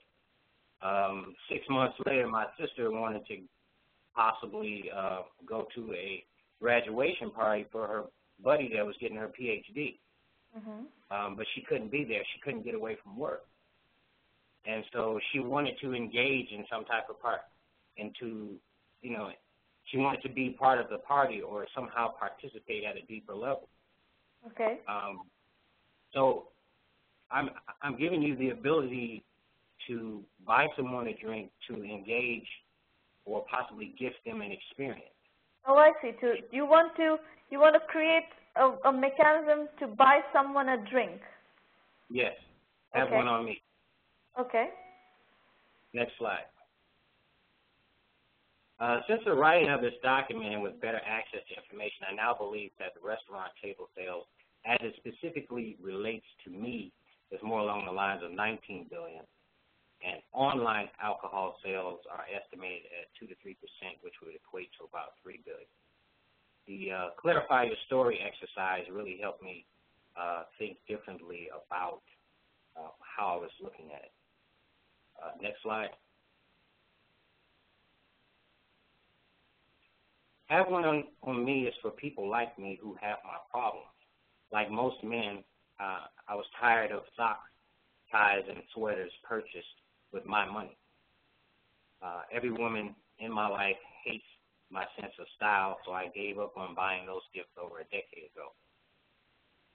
An interesting bit of research I ran across was that 50% of Americans admit to regifting. So what does that mean? I think it means that most gift options suck. Our value proposition is thus: have one on me gives friends and family the way to gift an experience for life's occasion. We provide a mobile application for you to send drinks and food to anyone, anywhere, to celebrate, reward, invite, or apologize. Next slide.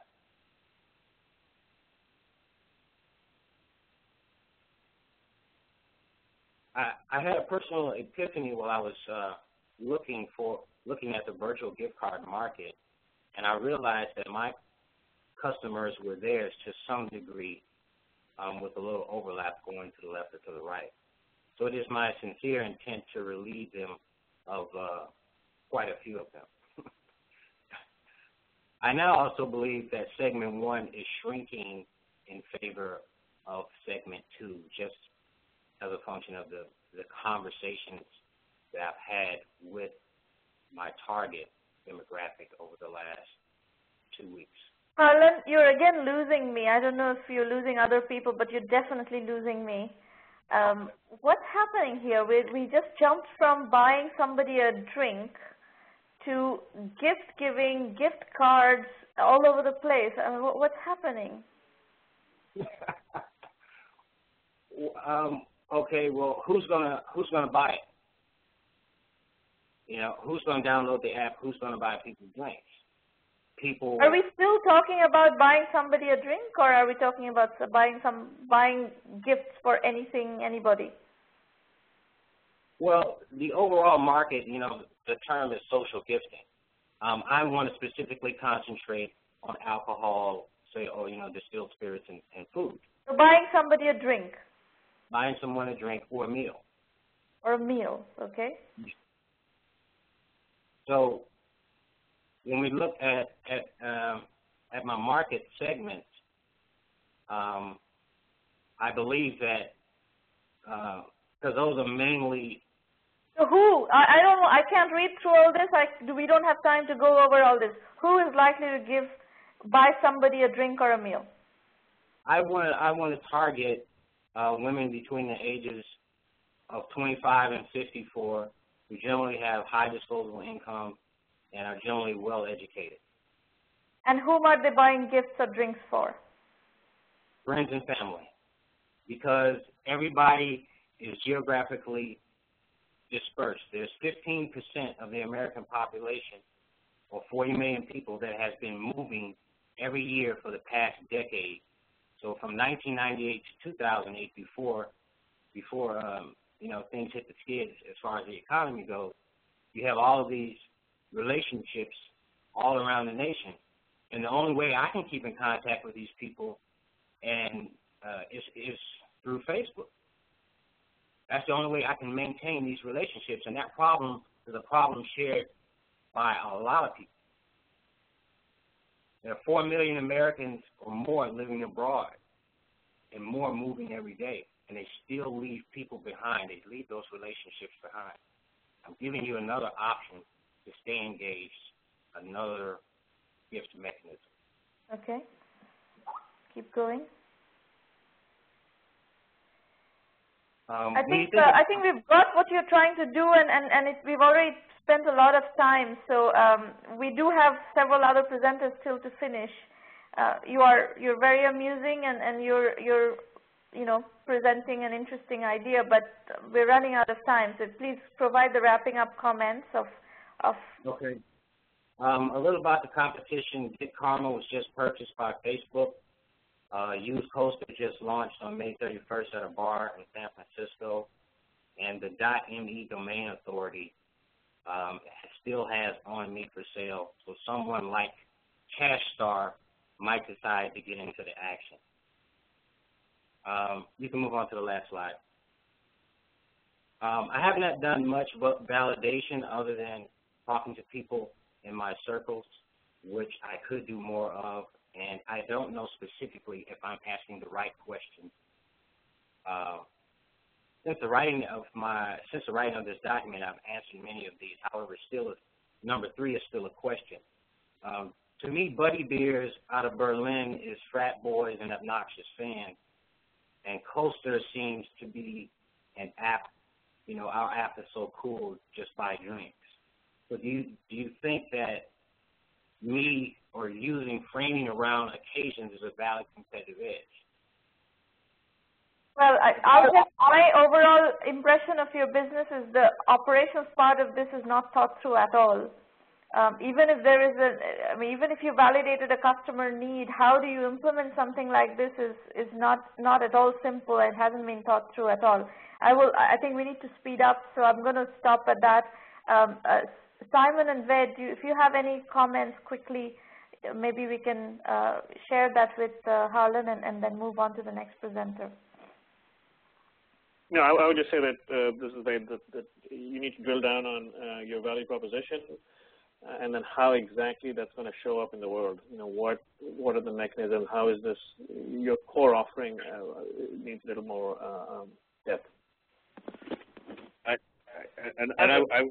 would add one word of sort of caution there, which is that the legal framework for delivering liquor in the United States is not only fantastically complicated, it's also backed up by some extremely deep pockets who like the way that it runs today.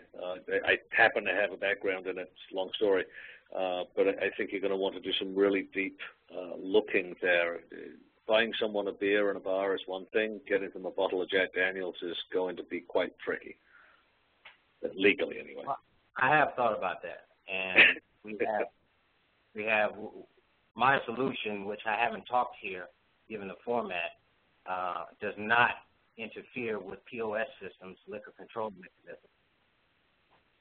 And local, state, and federal tax revenues are protected. I have spoken with the Liquor Commission from Massachusetts. Okay. Harlan, we're out of time on your presentation. Thank you. We've got what you're doing. Mango Bird, Amit Agarwal is next. Please go ahead, Amit. Hi. Can you hear me? Yes, we can hear you. Go ahead. All right. Great. Okay. Yeah, my name is Amit Agarwal. I'm in California, and I'm the founder of Mango Bird, a small company. I'm basically running I have a portfolio of Android apps. I'll be talking about 2 of my bigger apps that, generate revenue and have done well. So one's, Find My Phone. I don't know if you've heard of it, but it's a device recovery tool. If you lose your phone, you text it a special word, and your lost phone will reply to you with its current location, so you can go find it. Okay. It's 99 cents. It's has 4 out of 5 star rating with about 599 reviews, and it has 25K installs at the moment. What's interesting is that this was the original Find My Phone app for Android, released way back in March 2009. It predates Apple's Find My iPhone, Lookout on Android, and other major players in the mobile market.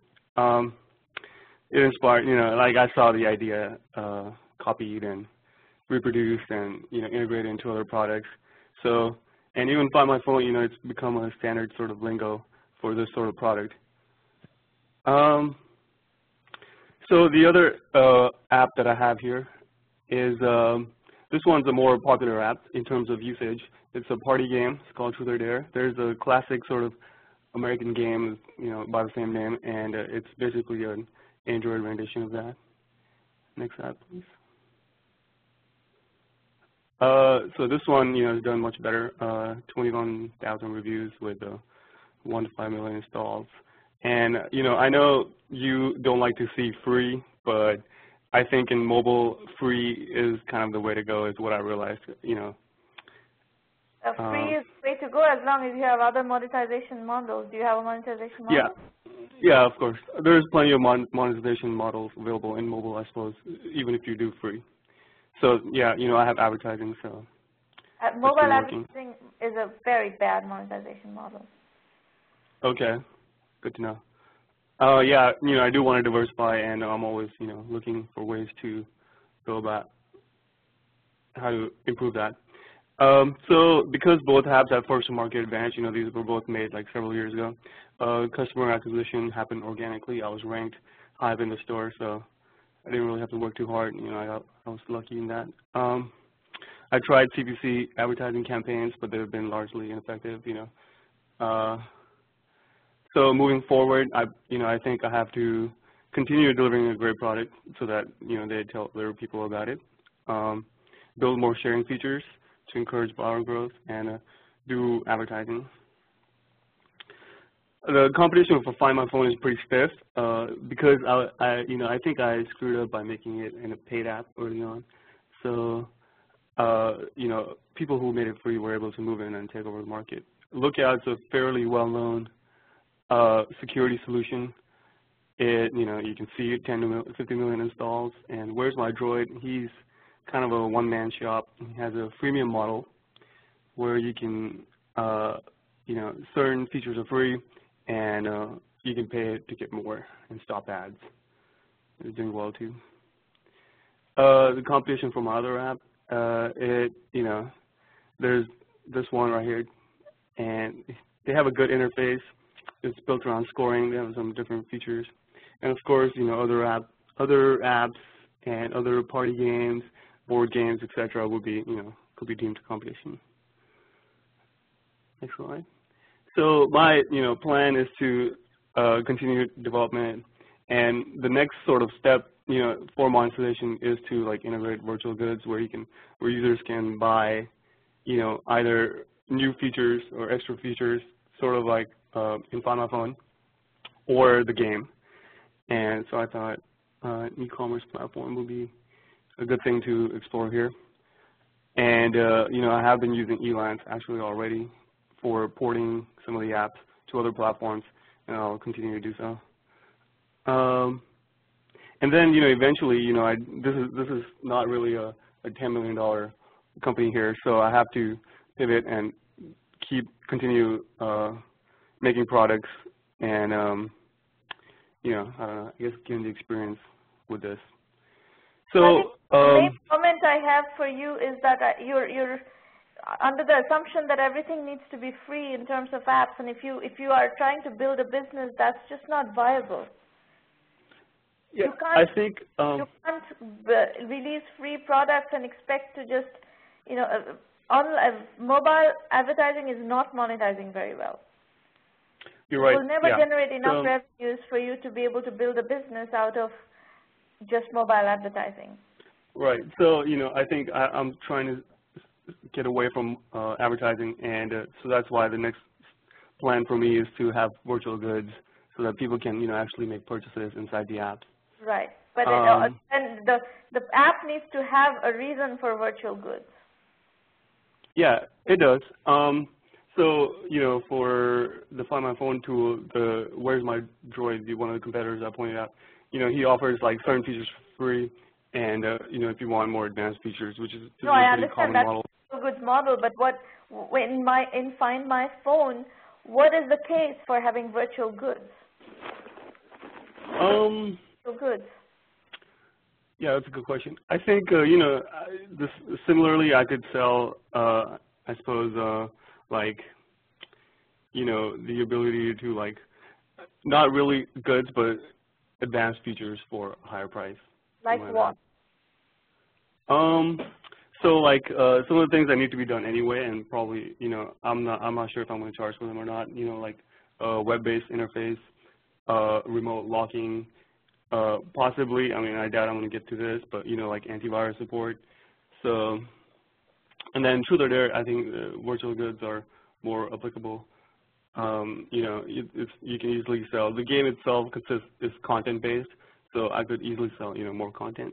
Yeah, so in the gaming world, I think the virtual goods model is working better. I'm not at all convinced how you sell virtual goods with Find My Phone, but you know, you are the expert, so I'll let you decide on what virtual goods can be sold on the Find My Phone apps. In the game world, virtual goods is a very you know, reasonable. Right, and that is sort of the next thing on the agenda, is to do virtual goods on the game. Yeah. That's viable. So, all right, let's hold on.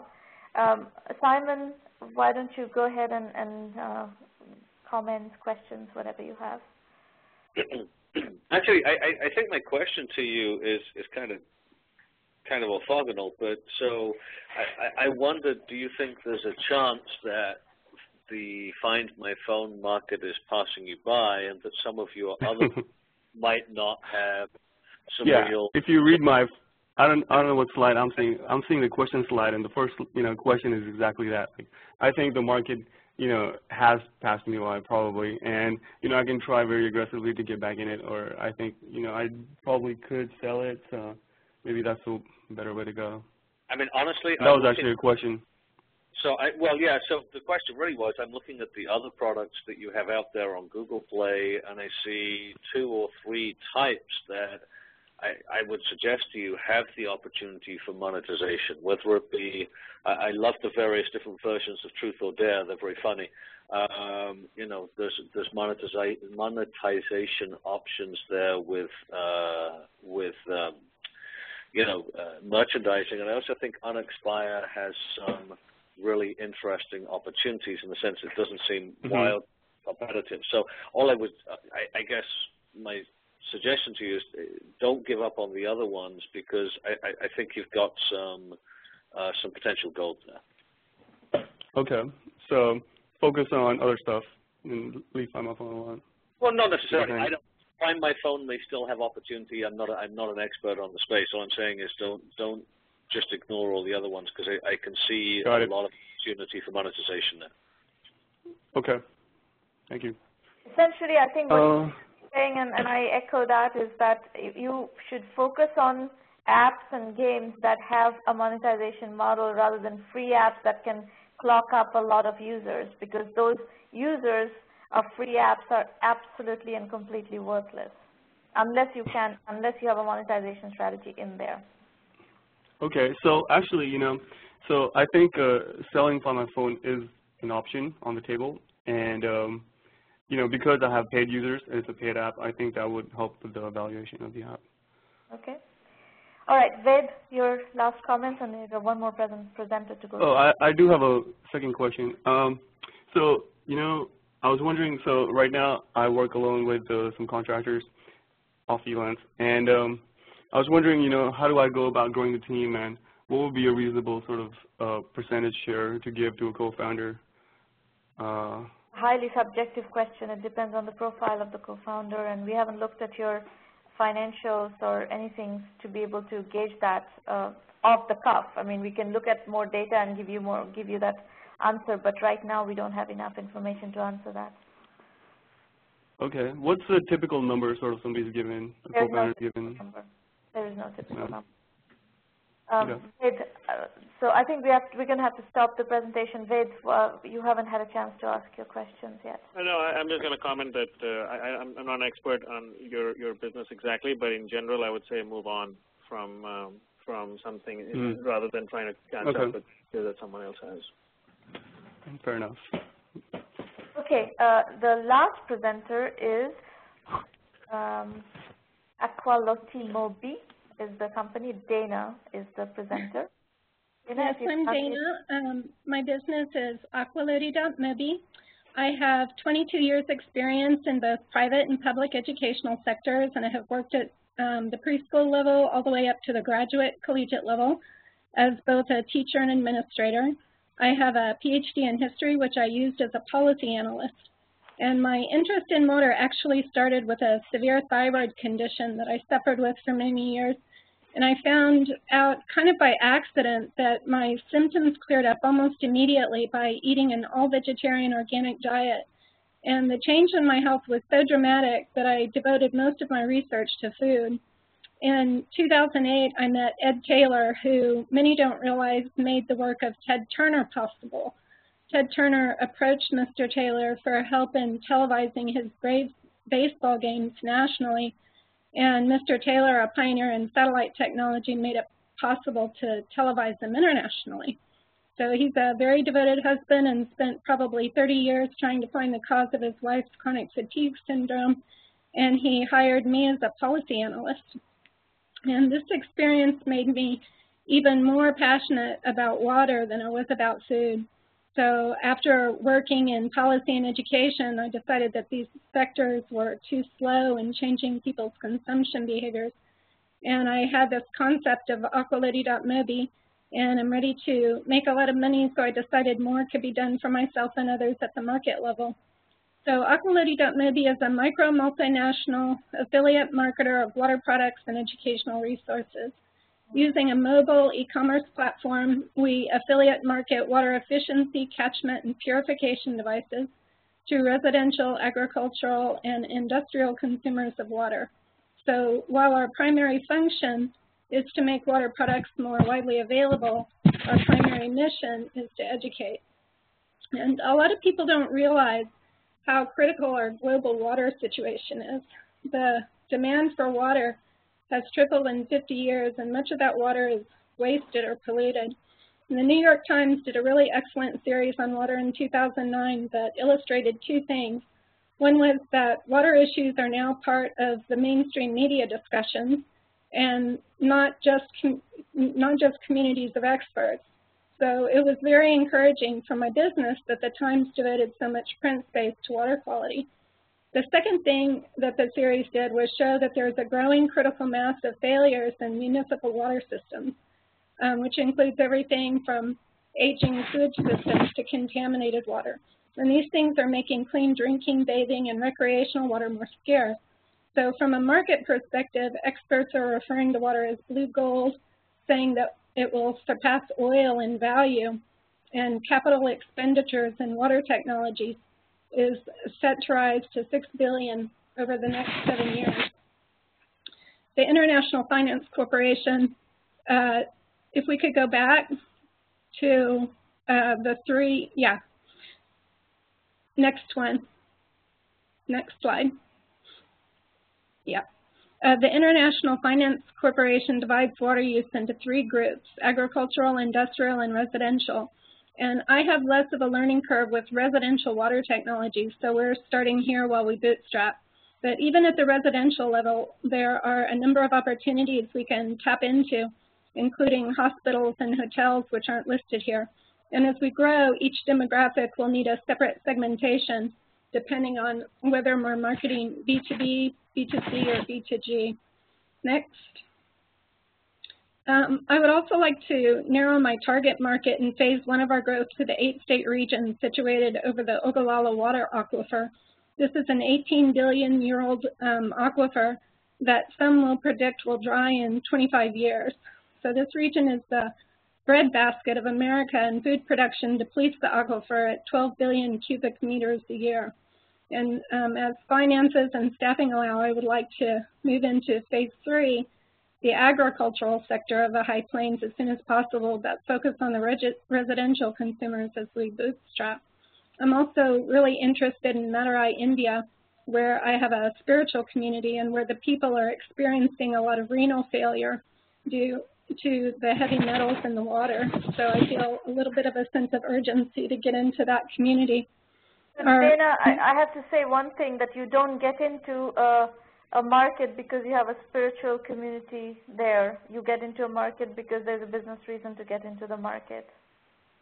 Yeah, I think it will be a challenge. I mean, the learning Camel and moving into the municipal and industrial needs for water are so individualized. I think it will be quite a bit of a challenge. And I think the issue here is if your business model is affiliate marketing, I do not really believe that you should go do this in India, because the affiliate marketing business model in India, it's not clear to me that that's where it's going to monetize very well.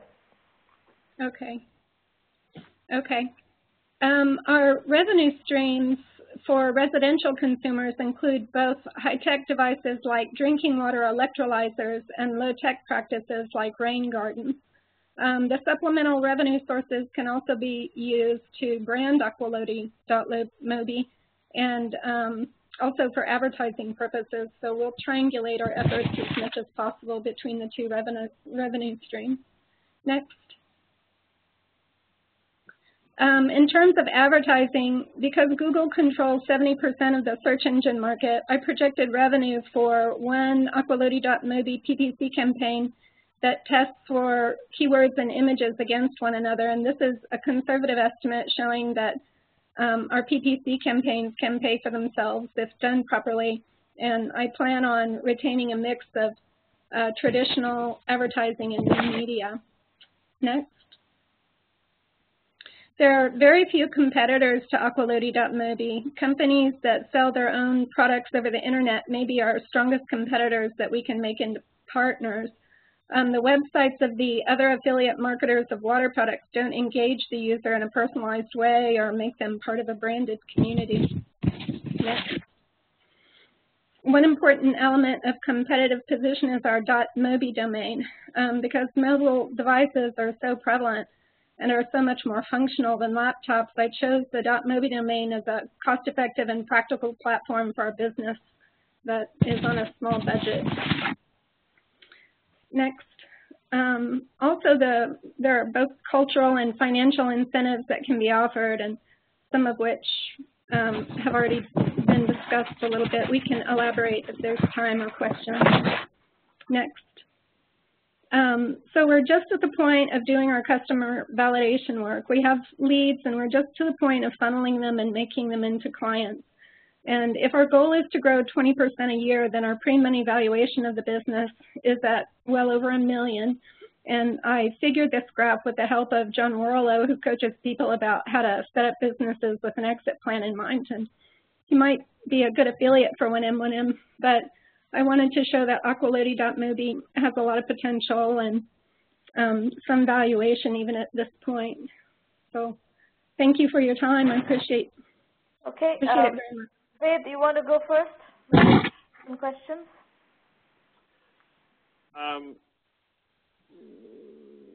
Let's see. Actually, I'm still processing. Maybe Simon? Oh, thanks.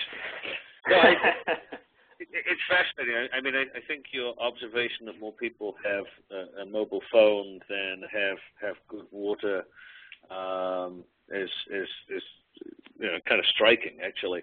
I guess, once again, my question is going to be one I've asked a couple of times this morning, which is, where do you see the company 3 years down the road? Is it a huge mega corporation? Is it consumed by something else?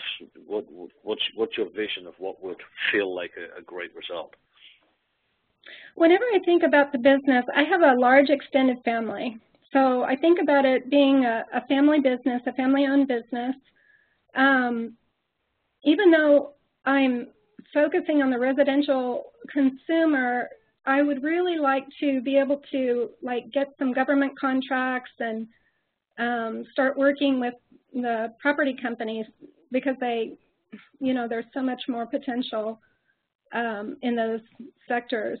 So in terms of residential, that's where I would like to be, but also industrial, as I'm able to hire environmental engineers and different people with that expertise, I'd like to work in the industrial sector a little more, probably at the end of the 3-year period, start that cycle, working with, and it's so individual, each industry, whether it's paper or pharmaceuticals or cement industries, it's so individual how they use water, so it will take a lot of individualization. You're talking about turning this into a consulting company at some point. Yeah, the educative component is going to be really important. I think people, first they don't realize that we have a water issue. And even at the residential level, if you kind of do like some comparison shopping, it's really confusing to compare all the different products. So I want to set the website in a way that it kind of guides people, and have the service component is going to be a strong component of the business. Just letting people know that there's an issue, and offer a review of products, and then once the products are selected, then some follow-up on installation and how to use them and all that. Okay. Okay. My comment is just I mean, this looks very, very interesting. I would just say that in terms of, I wish I had seen a more focus on, you know, this is exactly the customer, and this is exactly the pain point that I want to solve for this customer, and this is in the medium, you know, short, medium time frame, 6 months, 1 year, 2-year time frame, and less on, you know, what's going to happen to your, you know, phase 2, phase 3. There's a big enough challenge to solve just to get to the phase 1 implemented well, you know. So more depth and focus just on the initial, you know, who's the customer, what exactly is the pain, how am I going to reach that customer, because that's a big enough problem. Okay, thank you. The industrials, yeah. All right. Thank you.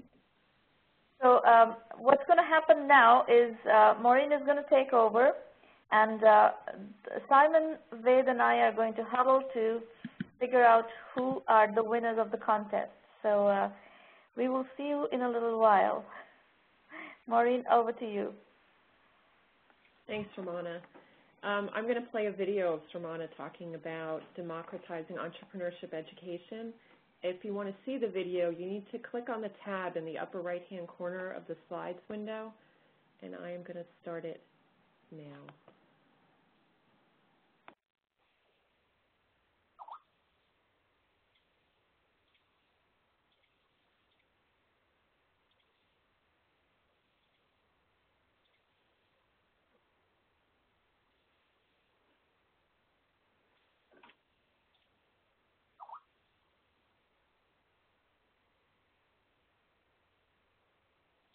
I'm back. Hello?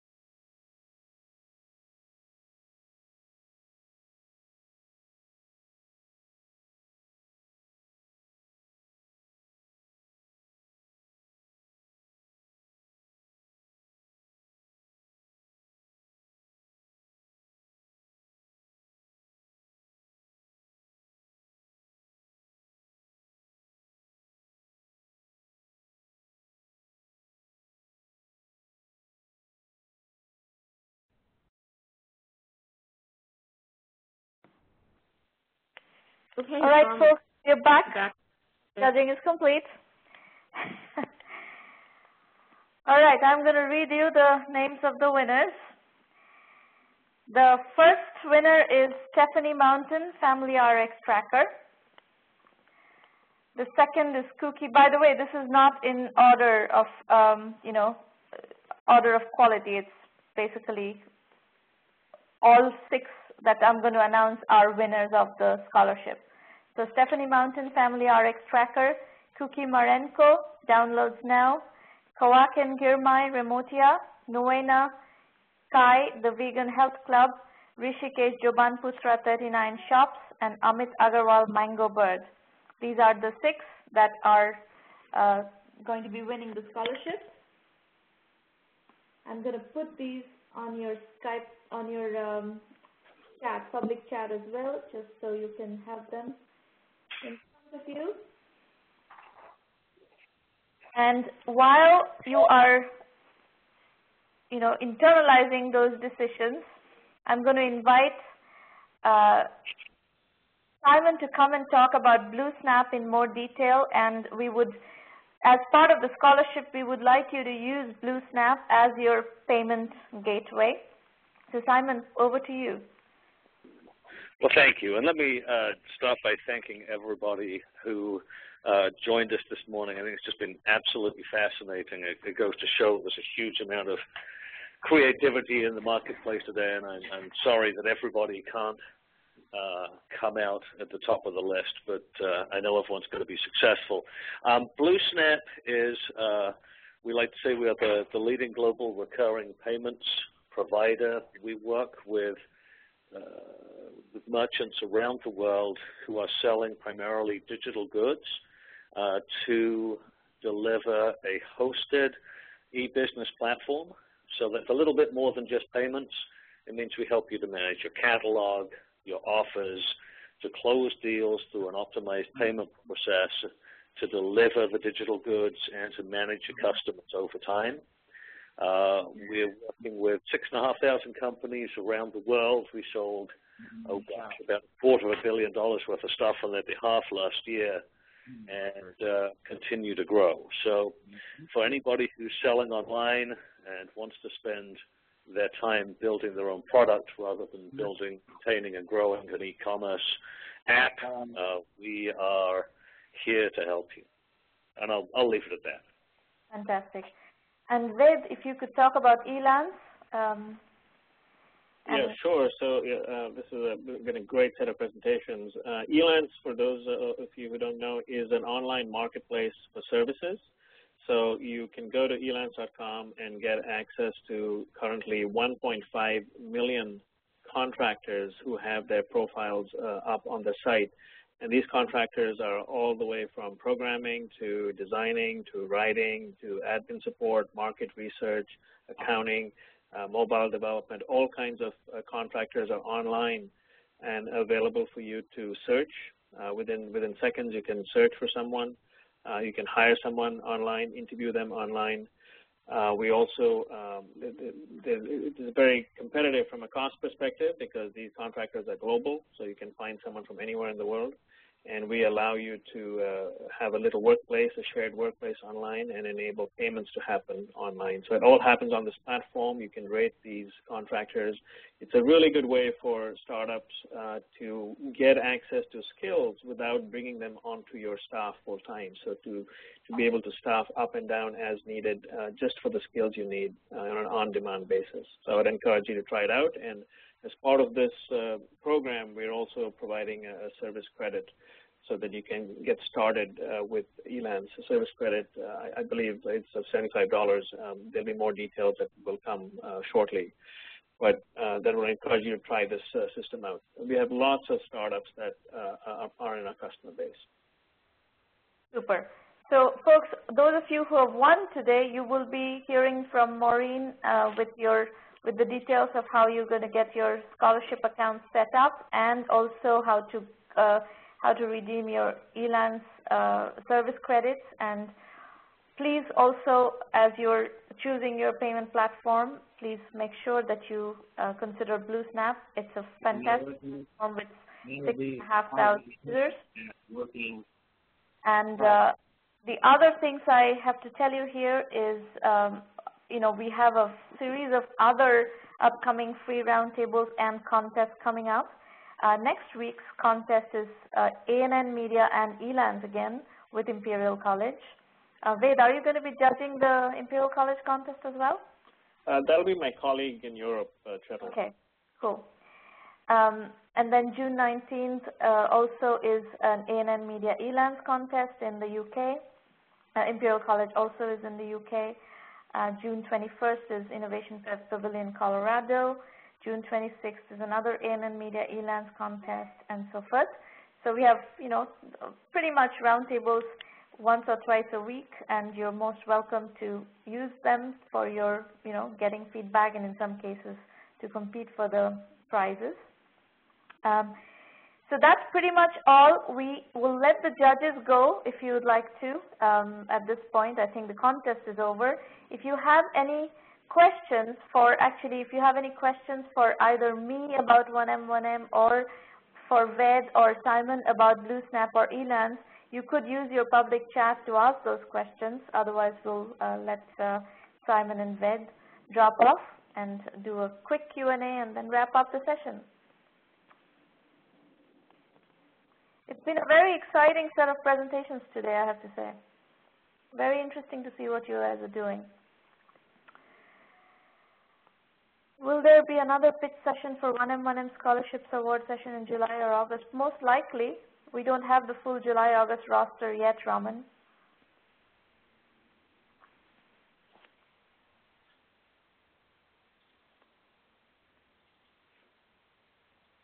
And we are very much looking forward to working with the winners today. So we will be, you will get started as soon as your accounts are set up, which is going to be within a day. And look forward to working with you.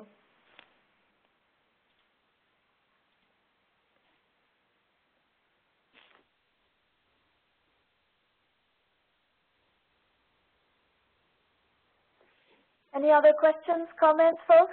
Otherwise, we're going to wrap up the session. It's already a very long session, so I don't want to keep you much longer or keep any of us much longer. We have to get on with our business for the day. Okay, so then I will see many of you in the follow-on roundtables. We have many of them coming up, as you know. You will have the entire roster and the registration forms available on the website, 1m1m.sramanamitra.com. And look forward to working with you. Bye, everybody. Thanks, Ved and Simon, for participating and judging the contest. Talk to you soon. Bye now. Bye-bye.